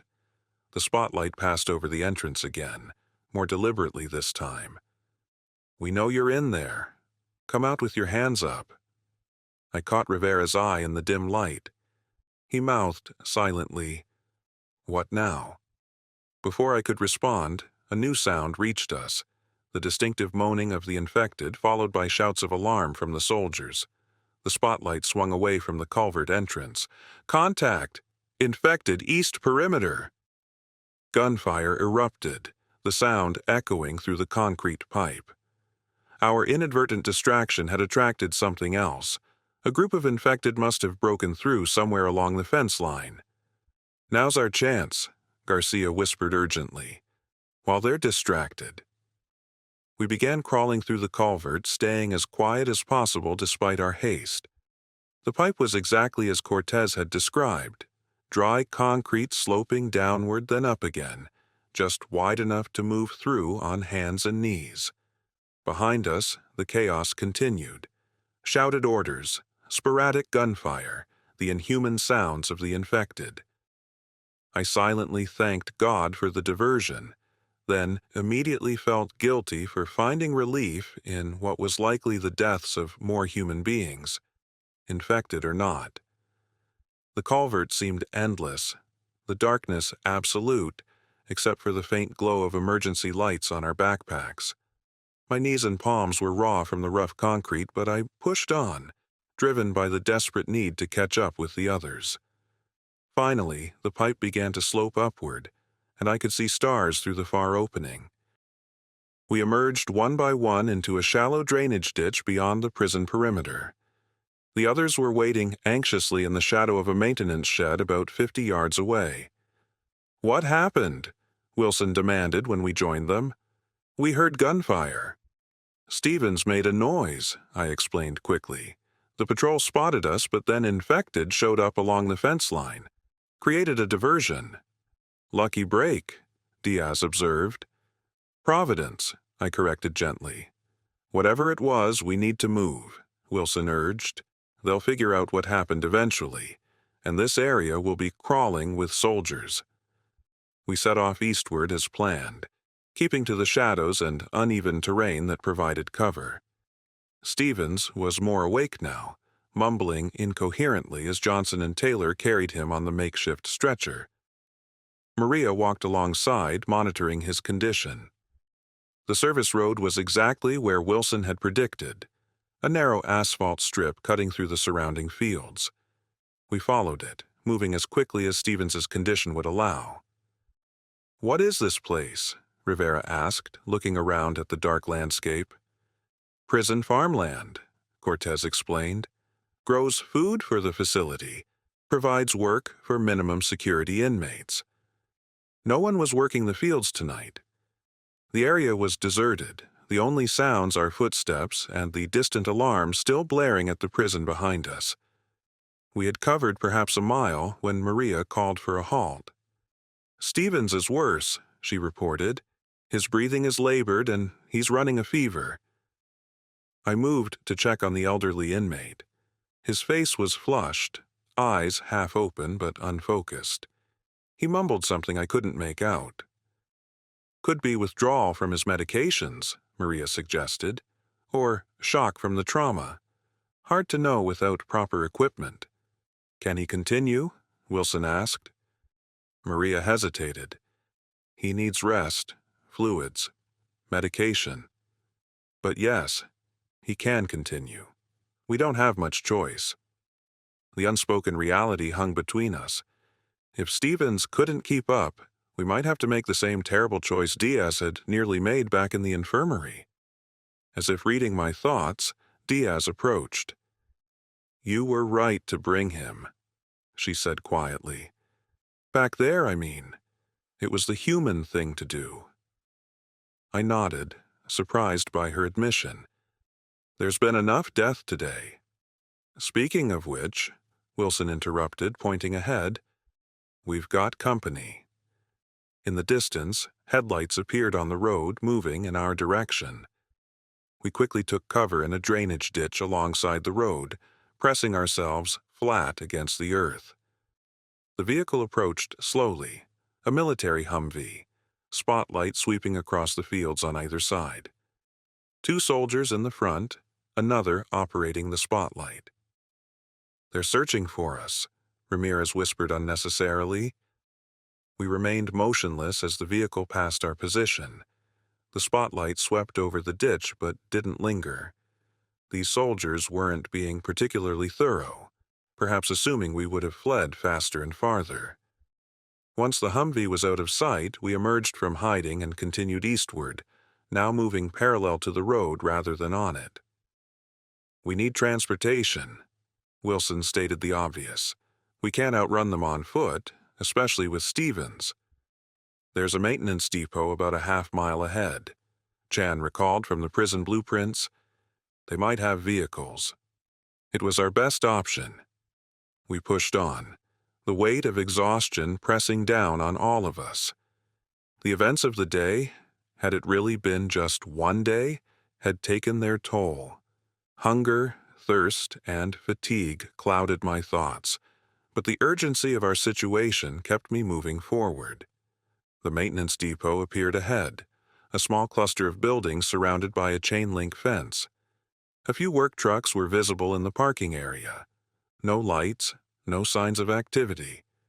Wilson and Cortez scouted ahead while the rest of us waited in the cover of some trees. They returned quickly. "Place looks deserted," Wilson reported. 2 trucks in the lot might be operational.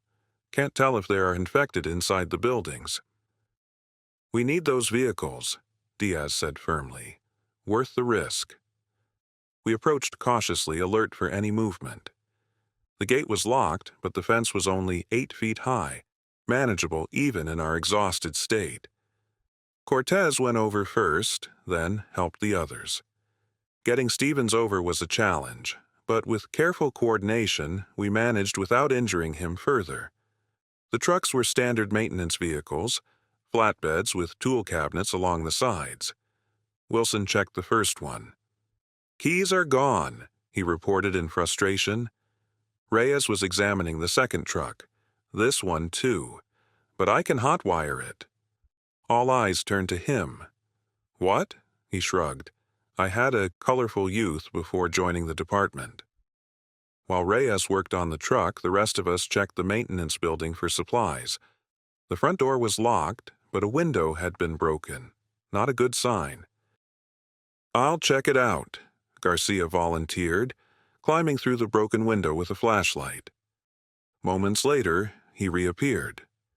"All clear. Looks like someone looted the place in a hurry. Not much left, but there are some tools and a first aid cabinet that wasn't completely emptied." Maria and I entered to check the medical supplies while the others continued securing the perimeter. The interior of the building showed signs of a hasty departure. Drawers left open, papers scattered, a half-eaten lunch still on a desk. "Whoever left was in a panic," Maria observed, sorting through the first aid cabinet. "But they left some useful supplies. Antibiotics, pain relievers, bandages." I was checking the break room when something caught my eye. A small radio on a shelf, still plugged in. I turned it on, keeping the volume low, and scanned through the stations. Most were static, but one came through clearly, an emergency broadcast. "This is the emergency alert system. The following message is transmitted at the request of the United States government. A state of emergency has been declared for the entire country. An unknown pathogen causing extreme violence and cannibalistic behavior has been reported in multiple states. Citizens are advised to remain indoors, avoid contact with infected individuals, and await further instructions. Military and emergency personnel are establishing safe zones in major cities.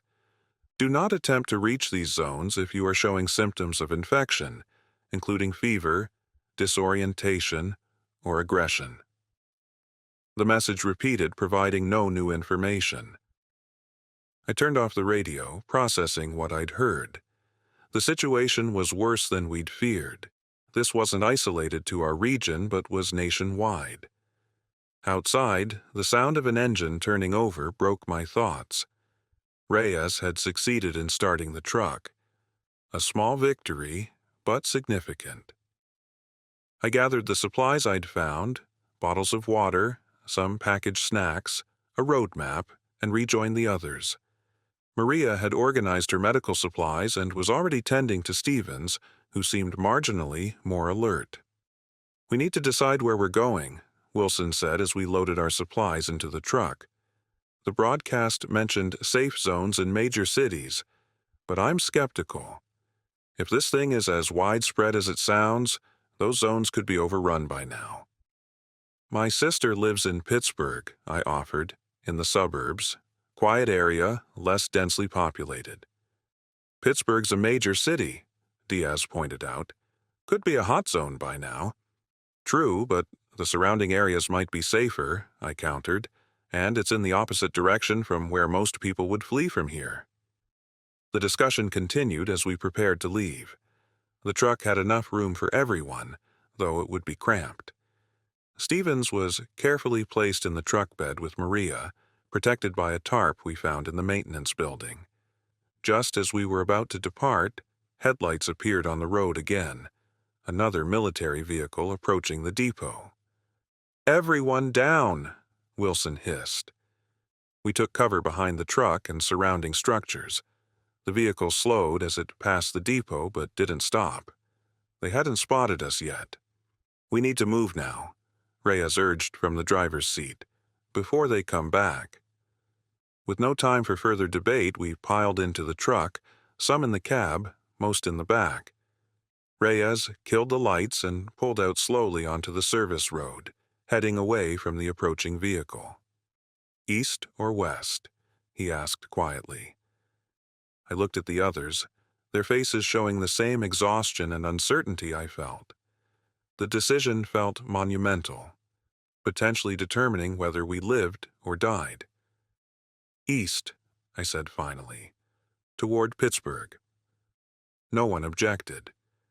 Reyes nodded and turned the truck onto the main road, keeping the lights off as long as possible. Once we were a safe distance from the depot, he switched them on, and we accelerated into the night. In the back of the truck, pressed against each other for warmth and stability, no one spoke. The events of the day had drained us physically and emotionally. Some dozed fitfully despite the uncomfortable conditions. I found myself thinking again about our chapel discussion on redemption. In just one night, the artificial barriers between us, inmate and guard, chaplain and warden, had dissolved. We were just humans now, fighting together to survive. My thoughts turned to Officer Mendez, wandering mindlessly in the chapel where we'd begun our journey. To Captain Reynolds, who'd hidden his infection until it was too late.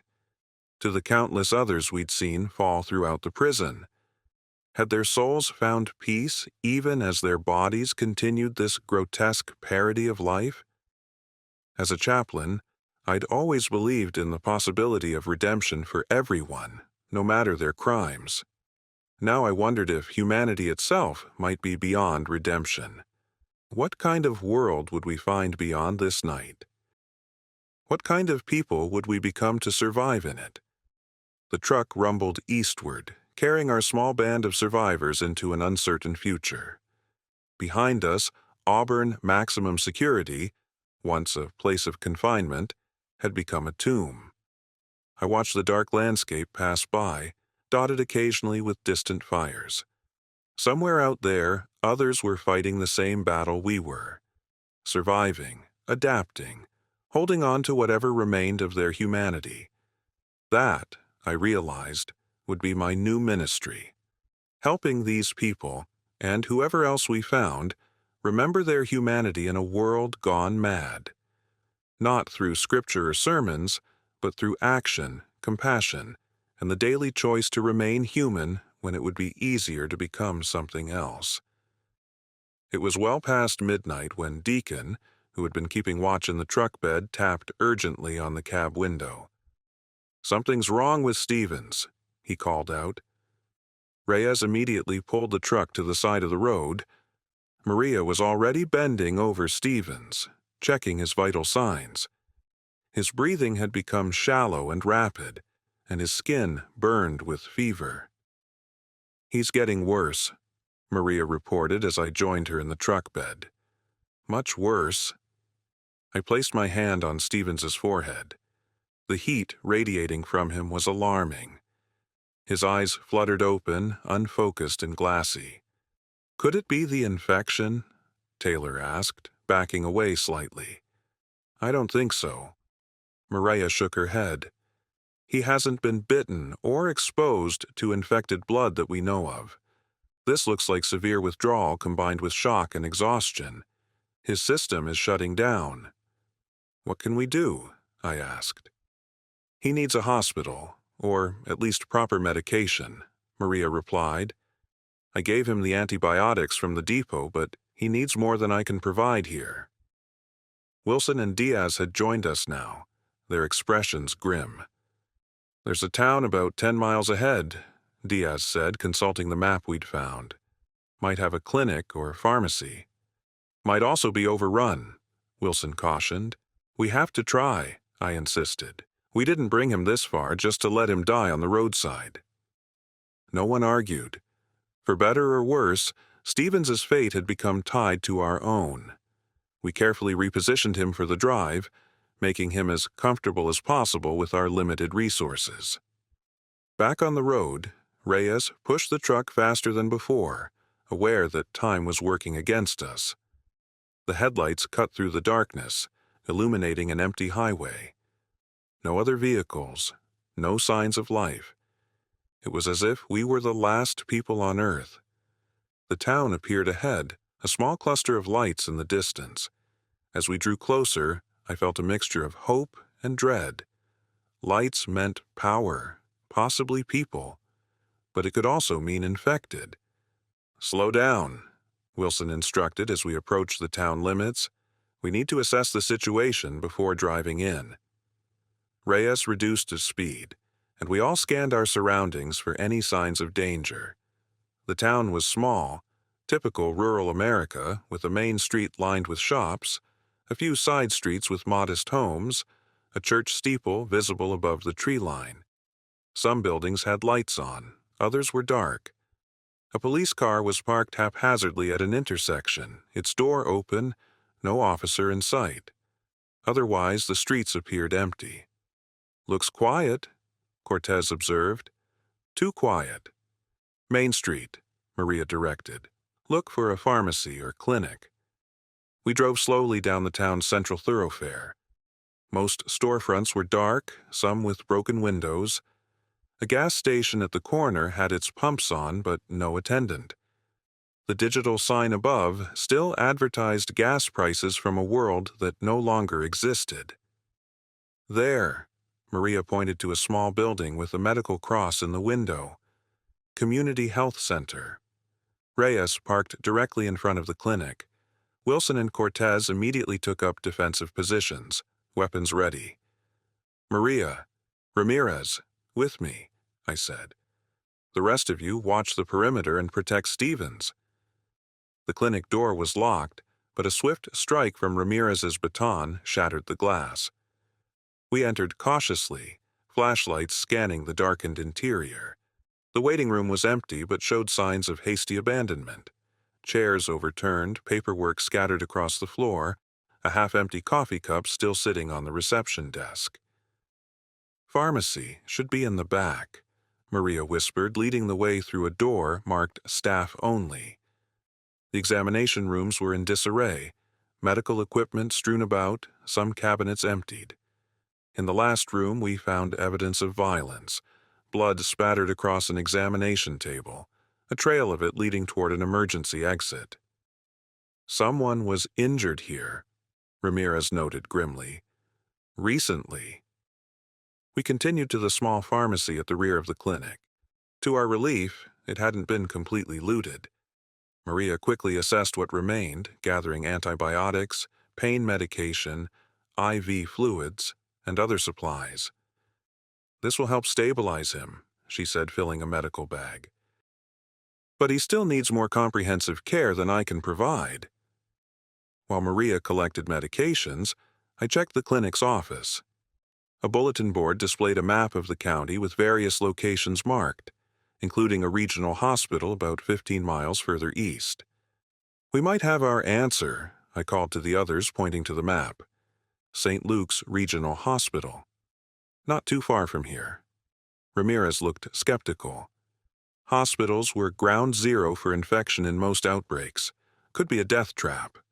Or it could have the equipment and supplies Stevens needs," I countered. "Maybe even medical personnel who stayed behind." Our debate was interrupted by Wilson calling from outside. "We've got movement on the street. Multiple figures approaching from the east end of town." We quickly gathered our supplies and returned to the truck. Through the gloom, I could make out several figures shambling down the main street toward us. Their movements were unmistakable. The infected had found this town, too. "How many?" I asked Wilson as we loaded the medical supplies. "At least a dozen visible, probably more we can't see," he replied tensely. "We need to move." Maria immediately began treating Stevens, inserting an IV line and administering medication. The rest of us prepared for a quick departure. As Reyes started the engine, a new sound caught our attention, a distant rumble that rapidly grew louder. Headlights appeared from a side street and a pickup truck roared onto Main Street, headed straight for the infected. It didn't slow down, plowing through them with sickening impacts before skidding to a halt about 50 yards from our position. A man leaped from the driver's side wielding what looked like a baseball bat. He began attacking the remaining infected with brutal efficiency, taking them down one by one with blows to the head. "Should we help him?" Garcia asked, already moving toward the tailgate. "Wait," Wilson cautioned, raising his shotgun. "We don't know if he's hostile." The stranger dispatched the last infected and turned toward our truck, clearly noticing us for the first time. He approached slowly, bat held loosely at his side. As he drew closer, I could make out more details. Middle-aged, bearded, wearing a sheriff's department windbreaker. "You folks living or passing through," he called when he was about 20 yards away. I stepped forward, hands visible. "Passing through. We have an ill man who needs medical attention." The sheriff, if that's what he was, studied our group, taking in the prison uniforms some still wore, the weapons, the makeshift medical setup in the truck bed. "Auburn," he noted, recognizing the prison insignia. "Heard it went bad there." "Very bad," I confirmed. "We're looking for St. Luke's Hospital. Is it still operational?" He barked a humorless laugh. "St. Luke's is where this whole mess started locally. Patient 0 for this county was in their emergency room. Place is a slaughterhouse now." Our hope deflated.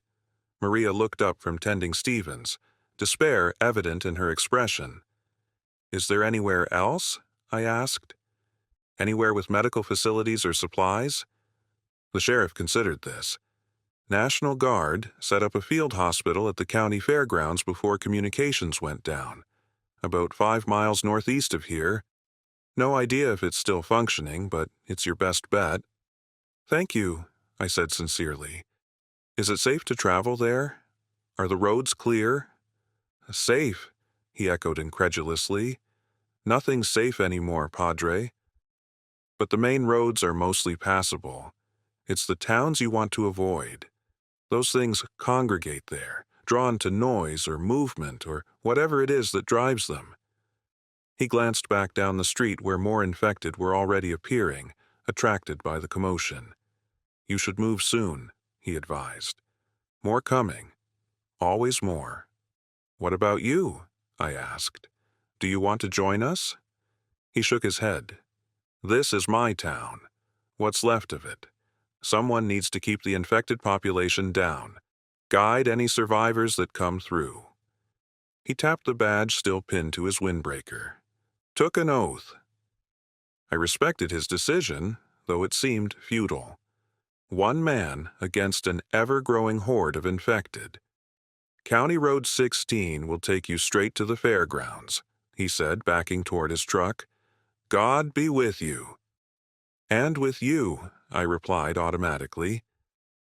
As we prepared to leave, the sheriff returned to his vehicle and drove off in the opposite direction, deliberately making noise to draw the infected away from our route. "Brave man," Cortez observed. "Foolish," Diaz countered. "He'll be dead within a week." "Sometimes there's little difference between bravery and foolishness," I said quietly. "But the world needs both right now." Reyes started our truck again, and we left the small town behind, following the sheriff's directions. Stevens seemed marginally more stable with the medication Maria had administered, but his condition remained critical. The county fairgrounds appeared after about 15 minutes of driving, a large open area with various buildings and pavilions. As we approached the main entrance, our headlights illuminated a military checkpoint, sandbag barriers, a checkpoint booth, and warning signs establishing a quarantine zone.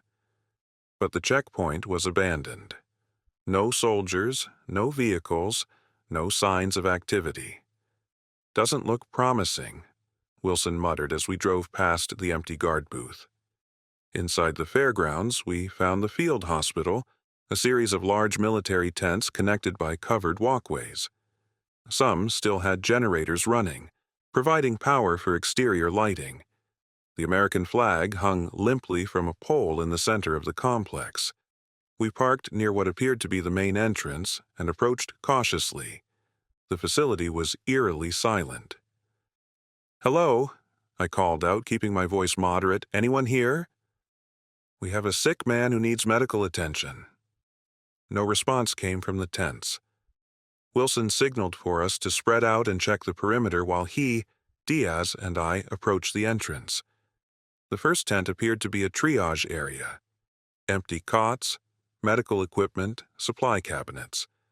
Some had been ransacked, others remained fully stocked. "They left in a hurry," Diaz observed, examining a half-filled medical chart abandoned on a desk. "But not because of infected," Wilson added, pointing out the lack of blood or signs of struggle. "This was an organized withdrawal." We continued deeper into the field hospital, finding more of the same, abundant supplies, but no personnel. One tent contained communication equipment, including a military radio set. Wilson tried several frequencies but received only static in return. "They've pulled back," he concluded, "probably to a more defensible position." "But they left supplies," I noted. "Enough to help Stevens, maybe others we find." We returned to the truck with the good news. Maria was already looking better, hope returning to her exhausted face. "Let's get him inside," she directed. "I can work better with proper equipment." Johnson and Taylor carefully transferred Stevens to a stretcher we found, and we moved him into the hospital's main treatment tent. Under the bright LED lights powered by the still-functioning generator, his condition looked even worse. Skin ashen, breath shallow, pulse weak but rapid. Maria didn't waste time, connecting him to an actual IV stand, checking his vital signs with proper equipment, administering additional medication from the well-stocked pharmacy cart. "Will he make it?" I asked quietly when she finally stepped back from the bed. "I don't know," she admitted. "He's severely dehydrated, experiencing withdrawal from multiple medications, and his heart is weak. But he has a chance now, which is more than he had an hour ago." While Maria continued treating Stevens, the rest of us secured the perimeter and explored the facility. The fairgrounds offered numerous advantages: fencing around the entire property, multiple buildings that could serve as shelter, and the well-equipped field hospital. If the generators continued running, we would have power, at least for a while. "We should stay here tonight," Wilson suggested when we regrouped. "Stevens can't be moved again so soon, and we all need rest. Tomorrow we can decide our next steps." No one disagreed. The exhaustion of our ordeal was catching up with all of us. We established a watch rotation and selected a smaller tent adjacent to the hospital for sleeping. Most collapsed onto the military cots without even removing their shoes, falling into the deep sleep of the physically and emotionally drained. I took the first watch with Cortez, patrolling the perimeter of the hospital area. The night was quiet, the fairgrounds seemingly untouched by the chaos that had engulfed the prison and the small town we'd passed through. "Strange how some places are totally overrun, while others are practically untouched," Cortez observed as we walked. "The sheriff said the infection started at St. Luke's Hospital," I recalled. "Maybe it's about population density, how quickly people could flee or become infected. Or maybe it's just luck," Cortez suggested. "Good or bad, depending on your perspective." We completed our circuit and returned to the hospital entrance. Through the open flap, I could see Maria still attending to Stevens, her dedication unwavering despite her own exhaustion. "You should get some rest," I told Cortez. "I'll finish this watch alone." He looked about to protest but then nodded, the weariness evident in his face. "Wake me for the next shift." Alone now, I sat on a supply crate outside the hospital tent, staring up at the stars visible between clouds. They looked the same as always, indifferent to the catastrophe unfolding beneath them. I found myself praying, Not the formal prayers of my profession, but the desperate, honest prayers of a man confronting forces beyond his understanding. Inside the tent, Stevens coughed weakly, and Maria murmured reassurances. Life continuing, however fragile, however threatened. In that moment, I found a small measure of hope. Our world had ended today, but we had survived its ending. Whatever came next, we would face it together. This unlikely fellowship forged in the crucible of Auburn maximum security.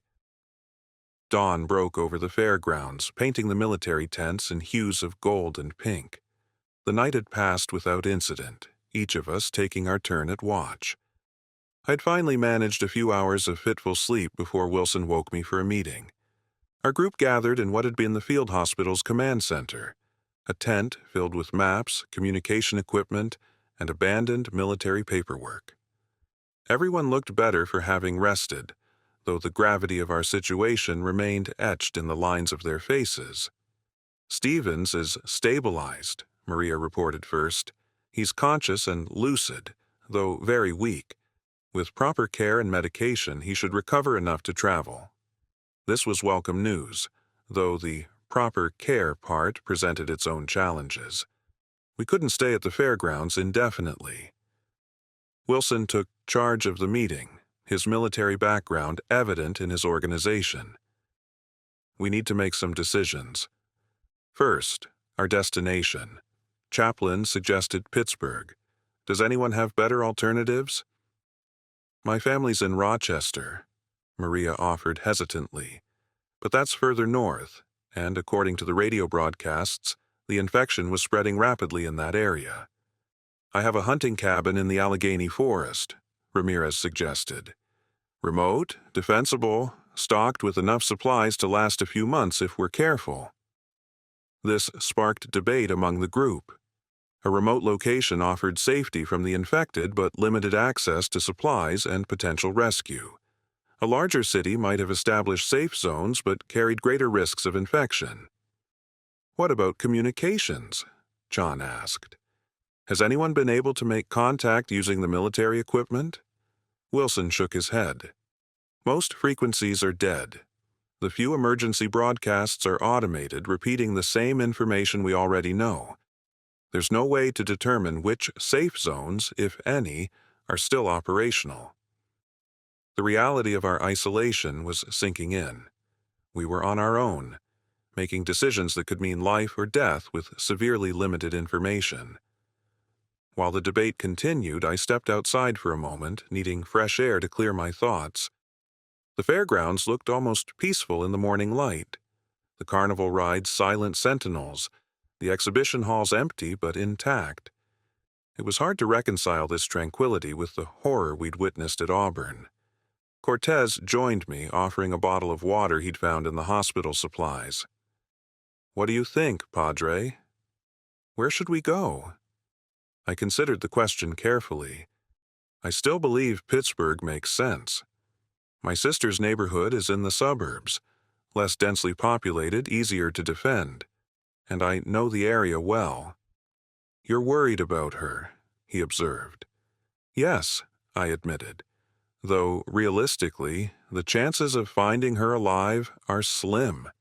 Cortez nodded, understanding the weight of probability in this new world. Still, having a purpose, a direction, that counts for something. Our conversation was interrupted by Deacon calling us back inside.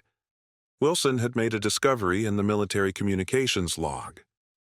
Before they evacuated, they were tracking infection zones, he explained, showing us a map with red circles marking affected areas.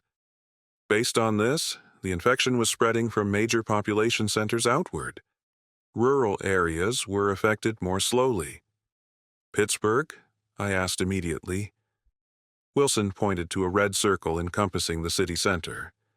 Infected, as of their last update.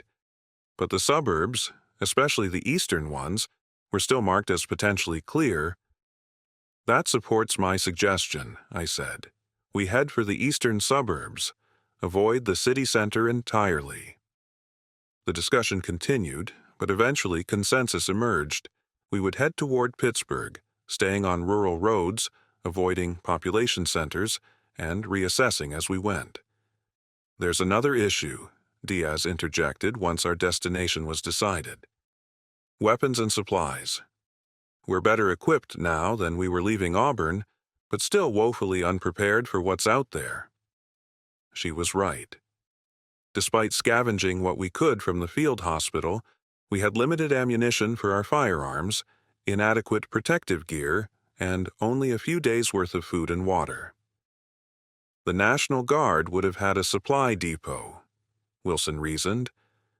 Probably not here at the hospital, but somewhere nearby. Command center, equipment storage, vehicle pool.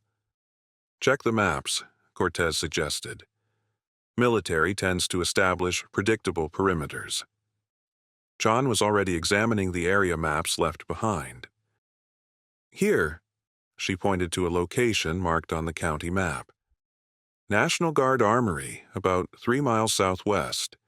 It's where they would have staged their operations before setting up here." A new plan formed. We would send a small team to investigate the armory while the rest remained with Stevens at the field hospital. If the armory was secure and supplied, we would relocate there. If not, we would gather what we could and continue east toward Pittsburgh. Wilson selected the team: himself, Cortez, Reyes, and me. I was surprised to be included until Wilson explained his reasoning. "Cortez and I have the combat experience. Reyes knows police tactics and can hotwire vehicles if necessary. And you, Chaplain, have proven to have good instincts and a level head. Plus, your presence tends to keep things calm." I accepted the assignment, though not without trepidation. Our previous excursions had all been driven by immediate necessity: escape from the infected. This was different, a calculated risk to improve our long-term survival chances. We prepared quickly, taking one of the still-functioning military radios to maintain contact with the field hospital. Diaz would command the base group in our absence, with strict instructions to evacuate if threatened, heading east along our planned route. As we prepared to leave, I checked on Stevens one last time. He was awake, his eyes clearer than before, though exhaustion still lined his face. "Chaplain," he whispered, his voice weak but urgent, "thank you for not leaving me." "We don't leave people behind," I assured him, squeezing his hand gently. "In the prison," he continued, "that's all we were. Left behind. Forgotten." His words stayed with me as we set out for the armory. In many ways, that's exactly what had happened at Auburn. The authorities had written off everyone inside, inmates and staff alike, in their desperate attempt to contain the infection. We took the maintenance truck, now running low on fuel, another resource we hoped to find at the armory. The journey was tense but uneventful. The countryside eerily empty of both the living and the infected. The National Guard Armory was a fortified building surrounded by a high fence topped with razor wire. The main gate stood open, and several military vehicles were parked in the yard, some with doors ajar. Not a good sign. We approached cautiously, weapons ready. The compound appeared deserted, but we'd learned not to trust appearances. "Perimeter first," Wilson directed in a low voice. "Then we check the buildings." We circled the compound, finding no signs of active threats, but numerous indications of a hasty departure. Dropped equipment, abandoned vehicles, a few spent shell casings, but no bodies. "They bugged out in a hurry," Cortez observed, but it wasn't because they were overrun. "Strategic withdrawal," Wilson agreed. "They consolidated forces elsewhere. The question is, did they take everything useful with them?" The main armory building had heavy security doors that stood partially open. Wilson and Cortez took point as we entered, moving through the dim interior with practiced efficiency. Inside, we found what we'd hoped for. The National Guard had left in such haste that much of their equipment remained. Racks of body armor, cases of ammunition, medical supplies, communications equipment, and most valuable of all, a fuel storage tank that was still half full. "Jackpot," Reyes whispered, surveying the bounty before us. But why had they left so much behind? Military protocol would typically call for securing or destroying supplies that couldn't be transported to prevent them falling into enemy hands. Something forced them to leave before they could follow procedure, Wilson reasoned, examining the command center. Not the infected. There's no blood, no signs of combat inside the perimeter. Orders from higher up, I suggested. A more serious threat elsewhere that required immediate response? Wilson found a logbook that provided some answers. Final entry indicates they received emergency redeployment orders to Pittsburgh. Full mobilization, priority alpha. They were called to defend the city. The timing aligned with what we knew. This would have been just as the infection was reaching Pittsburgh before it was fully overrun. This changes things, Wilson said thoughtfully. If they were deploying significant forces to Pittsburgh, there might be a major defensive position there, a legitimate safe zone. Hope flared briefly, but Cortez remained skeptical. That was days ago. The situation could be completely different now. We radioed our findings to Diaz at the field hospital. After a brief discussion, we decided to proceed with our original plan but accelerate it. We would load as many supplies as possible into the military transport vehicles at the armory, return to collect the others, and then head east immediately.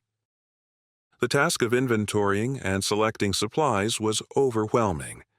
There was more than we could possibly transport, forcing difficult choices. Wilson focused on weapons and ammunition. Cortez selected tactical gear and communications equipment. Reyes handled the vehicles, checking each one for functionality and fuel. I found myself drawn to a different section of the armory, a small room that had apparently served as a chapel or meditation space for the soldiers. Inside were religious texts, a simple altar, and a wall of photographs. The images showed National Guard members with their families in happier times. Names and dates were written beneath each one. These weren't just anonymous soldiers, they were fathers, mothers, sons, daughters, people with lives and loves beyond their military service. People who, like us, had been caught in this apocalyptic tide. I was studying these images when I noticed a map on the wall, different from the tactical ones in the command center. This was a map of Pennsylvania, with various locations marked in different colors. Some I recognized as military installations, others as civilian infrastructure. One marking caught my eye, a location in the eastern suburbs of Pittsburgh labeled Contingency Site Bravo. Unlike other military sites marked on the map, this one was circled in red with the notation Final Fallback Position written beside it. I quickly called Wilson to show him the discovery. This could be where they redeployed to, he said, examining the map carefully. Not the city center, but a pre-established fallback position in case the urban defense failed. Which, based on the infection map we saw, it did, I noted. If they're following standard protocols, this would be a heavily fortified position with supplies, medical facilities, possibly even evacuation capabilities, Wilson explained. It's worth investigating. The location was close to where my sister lived. Another reason to hope. Perhaps she had found her way there when the infection spread. With renewed purpose, we completed our supply gathering and prepared to return to the field hospital. As we loaded the last crates into a transport truck, Reyes pulled me aside. "Chaplain, I need to tell you something," he said, his expression troubled. "It's about Wilson." "What about him?" I asked, instantly alert. Wilson had been our most capable leader since the outbreak began. "I don't think he's telling us everything," Reyes continued in a low voice. "When he was going through the command logs, I saw him pocket something. A document or photo, I'm not sure. But he deliberately hid it from the rest of us." This was concerning, but not necessarily sinister. "Maybe it was personal," I suggested. "Something he didn't think was relevant to our situation." Maybe, Reyes conceded. But ever since, he's been pushing hard for this Pittsburgh plan. I'm worried he has his own agenda. I promised to keep an eye on Wilson, but cautioned Reyes against spreading suspicion within the group. Our survival depended on unity and trust, already fragile commodities in this new world. As we drove back to the field hospital, I found myself watching Wilson more closely, searching for signs of deception. He noticed my attention but said nothing, his face revealing nothing of his thoughts. What secrets was he keeping? And would they help or harm our desperate band of survivors as we ventured into the unknown? We spent our final 3 days at the library in intense preparation. The journey to Colorado would cover approximately 900 miles through terrain that had been transformed into a frozen wasteland. Every aspect required careful planning to maximize our chances of survival. The vehicle choice was critical. We selected our utility truck, which had 4-wheel drive, high clearance, and, most importantly, was designed for winter conditions. Martinez conducted a complete mechanical inspection, replacing questionable parts with components scavenged from abandoned vehicles around town. We installed a small wood-burning stove in the truck bed, which we enclosed with an insulated shell created from materials found at the hardware store. The stove would serve as our primary heat source during rest periods, allowing us to turn off the engine and conserve fuel. We calculated that even with additional gas cans, fuel would be our most limiting factor. Our route was planned meticulously using the library's atlas collection. We would avoid major cities, which our radio reports suggested had become danger zones of desperate survivors and depleted resources. Instead, we would follow rural highways, stopping at small towns only when necessary for supplies or shelter. Food and water planning was equally critical. We prepared high-calorie, compact rations, vacuum-sealed using equipment from the school's home economics classroom. Water would be obtained by melting snow and ice, with purification tablets from the hardware store's camping section to ensure safety. Each of us prepared specialized equipment related to our skills.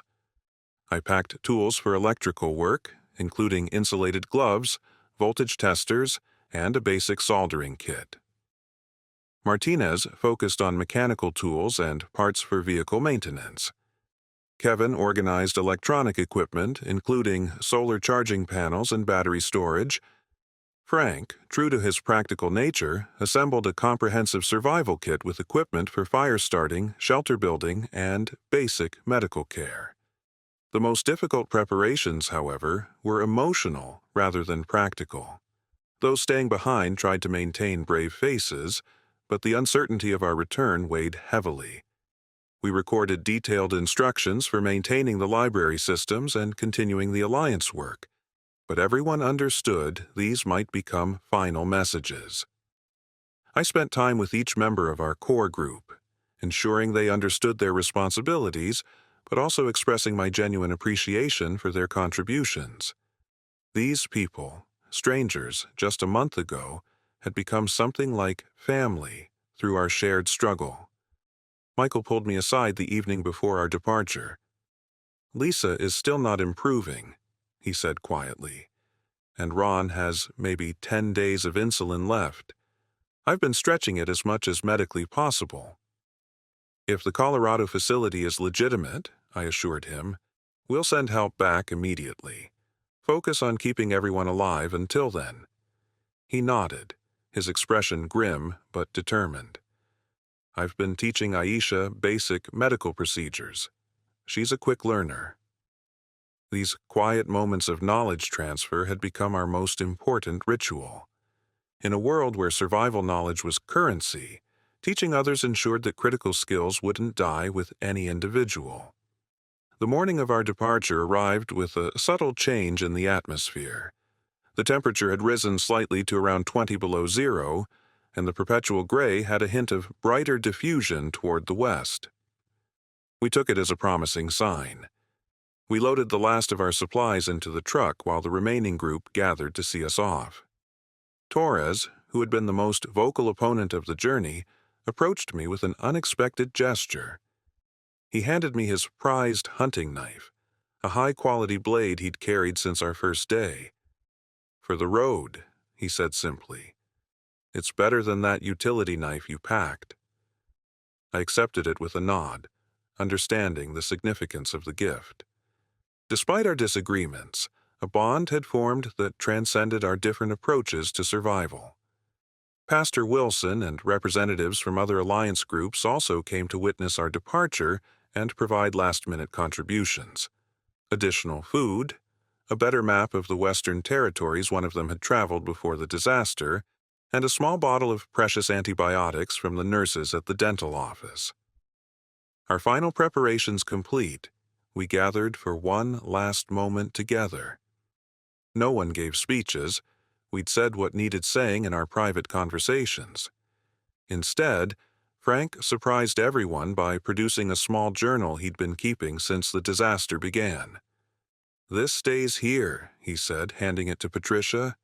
"Keep adding to it. Write down what works, what doesn't, how people adapt, how society rebuilds.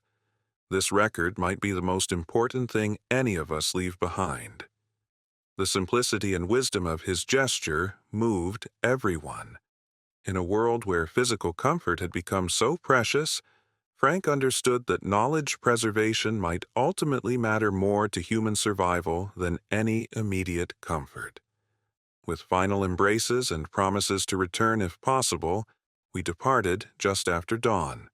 The truck moved slowly through the snow-covered streets of Millfield, past buildings that had become familiar landmarks in our new reality, the school where we'd first sheltered, the hardware store that had provided crucial supplies, the church where our alliance had begun. As we reached the town limits, I looked back at the library, its brick structure solid against the white landscape, smoke rising steadily from the chimney. Whatever happened to us on this journey, I took comfort knowing we'd created something meaningful there. Not just a shelter, but the beginning of a new community built on interdependence and shared knowledge. The first day of travel proved even more challenging than anticipated. Many roads were completely impassable, buried under snowdrifts or blocked by abandoned vehicles. Martinez's driving skills were tested as we navigated through fields and occasional stretches of clearer highway. We covered only 40 miles that first day, far less than the 100 we'd hoped for. At this rate, the journey would take nearly a month, and our supplies wouldn't last. We needed to find more efficient routes or increase our daily distance. That night, we parked in the lee of an abandoned barn for shelter from the wind. The wood stove provided adequate heat in our enclosed truck bed, allowing us to rest in relative comfort.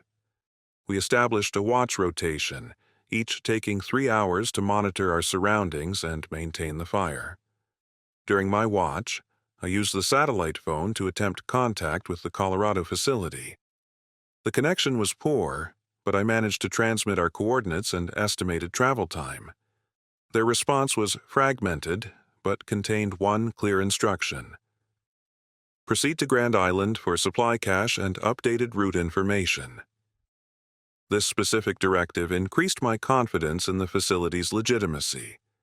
They weren't just broadcasting generic messages, they were coordinating actual logistics for survivors.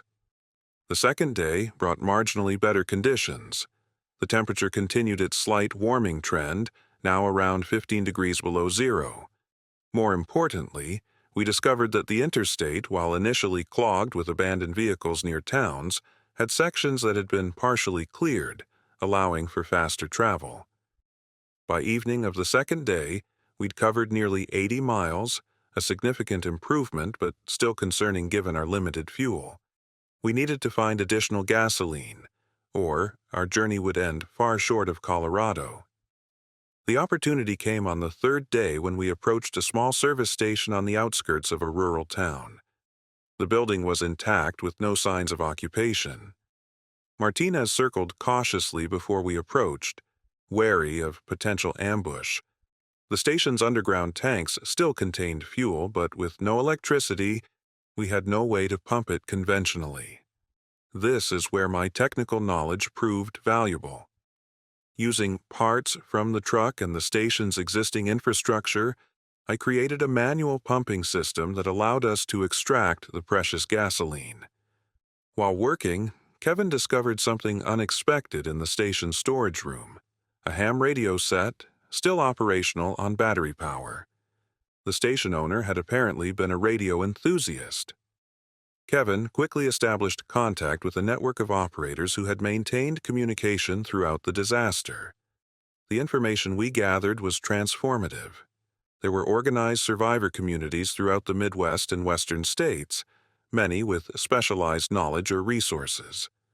The Ice Age wasn't affecting all regions equally. The Western states were already seeing temperature increases of several degrees as ash began to settle or disperse in the upper atmosphere. Most critically, we received confirmation about the Colorado facility. It was legitimate, a government research installation focused on sustainable living technologies that had been repurposed as a survivor community. Several ham operators had direct contact with people who had successfully reached it. This verification energized our team. We weren't chasing a rumor or potential trap. The destination was real, with resources that could save our Millfield community if we could reach it and secure assistance. With our fuel tanks filled and new information in hand, we continued westward with renewed determination. The landscape remained alien and hostile, familiar terrain transformed by snow and ice into something unrecognizable. Occasionally, we passed evidence of those who hadn't survived: vehicles containing still forms, abandoned homesteads with doors left open to the killing cold. But we also began to see signs of adaptation and survival: farms with chimneys actively smoking, using alternative heat sources; small communities with sentries posted, indicating organization and purpose; ingenious wind barriers created from available materials. Humanity was fighting back against the frozen apocalypse, using creativity and determination to carve out existence in the new reality. On our 5th day, we reached Grand Island, Nebraska, where the Colorado facility had indicated a supply cache would be located. Following their coordinates, we found an unmarked warehouse on the town's industrial edge. Inside, true to their word, was a carefully organized cache of supplies: fuel, food, mechanical parts, and most crucially, detailed maps showing cleared routes to the facility. This discovery eliminated any lingering doubts. The operation was sophisticated and organized, suggesting substantial resources and long-term planning. We resupplied according to the instructions provided, leaving documentation of our visit as requested. That night, as we prepared for the next leg of our journey, I used the satellite phone to contact the library in Millfield. The connection was surprisingly clear, allowing a brief but meaningful conversation with those we'd left behind. Patricia reported that the Alliance was holding strong, with 2 additional groups joining since our departure. Resources were being shared effectively, and knowledge exchange had begun in earnest, with different groups teaching their specialized skills to others. The temperature had risen slightly in their region as well, matching our observations of gradual warming. However, she also shared concerning news. Lisa's condition had worsened, and Ron was showing signs of distress as his insulin supplies dwindled. The broader town situation was deteriorating as well, with increased reports of raids and violence from desperate groups outside the Alliance. I promised to expedite our journey and send help as soon as possible. After ending the call, I shared the update with my teammates. We unanimously agreed to push harder, increasing our daily travel despite the risks of exhaustion and mechanical stress on the vehicle. The next 3 days passed in a blur of constant movement, stopping only when absolutely necessary for rest or maintenance. The landscape gradually changed as we moved westward, still snow-covered but with subtle variations in the sky. The perpetual gray developed patches where lighter blue occasionally showed through, and the western horizon had a definite brightness compared to the east. On the morning of our 9th day, we crested a hill in eastern Colorado and saw something none of us had witnessed in a month. Direct sunlight, breaking through a thin spot in the ash layer and touching the snowy landscape with gold. It lasted only minutes before the ash shifted and obscured it again, but the brief glimpse brought tears to my eyes. The world was healing, however slowly. The question was whether our fragile human communities could endure long enough to see it recover. As we approach the coordinates of the Colorado facility today, I'm recording this account of our first month in the global ice age. I don't know what we'll find when we arrive, whether they'll have resources to help our people in Millfield, or whether the gradual warming we've observed will continue or reverse. What I do know is that humans are remarkably adaptable when necessity demands it. In 1 month, we've created new communities, rediscovered old skills, established new values based on knowledge and contribution, and found ways to endure what seemed unsurvivable. If you're watching this, it means some form of civilization continues. Remember what allowed us to survive. Not just technical skills or practical knowledge, though those were essential, but our willingness to cooperate, to share resources, to value each person's contribution. The greatest threat wasn't the cold or food scarcity, but isolation and the belief that individual survival trumped community. I see the facility in the distance now, solar arrays gleaming in the filtered light. Whatever happens next, I know that somewhere, people like those we left in Millfield are rebuilding society one connection at a time. In that network of human cooperation lies our true power, more sustainable than any electrical grid I ever worked on. This is Ezekiel Whitaker, power line technician and survivor, signing off as we begin the next chapter of this frozen journey.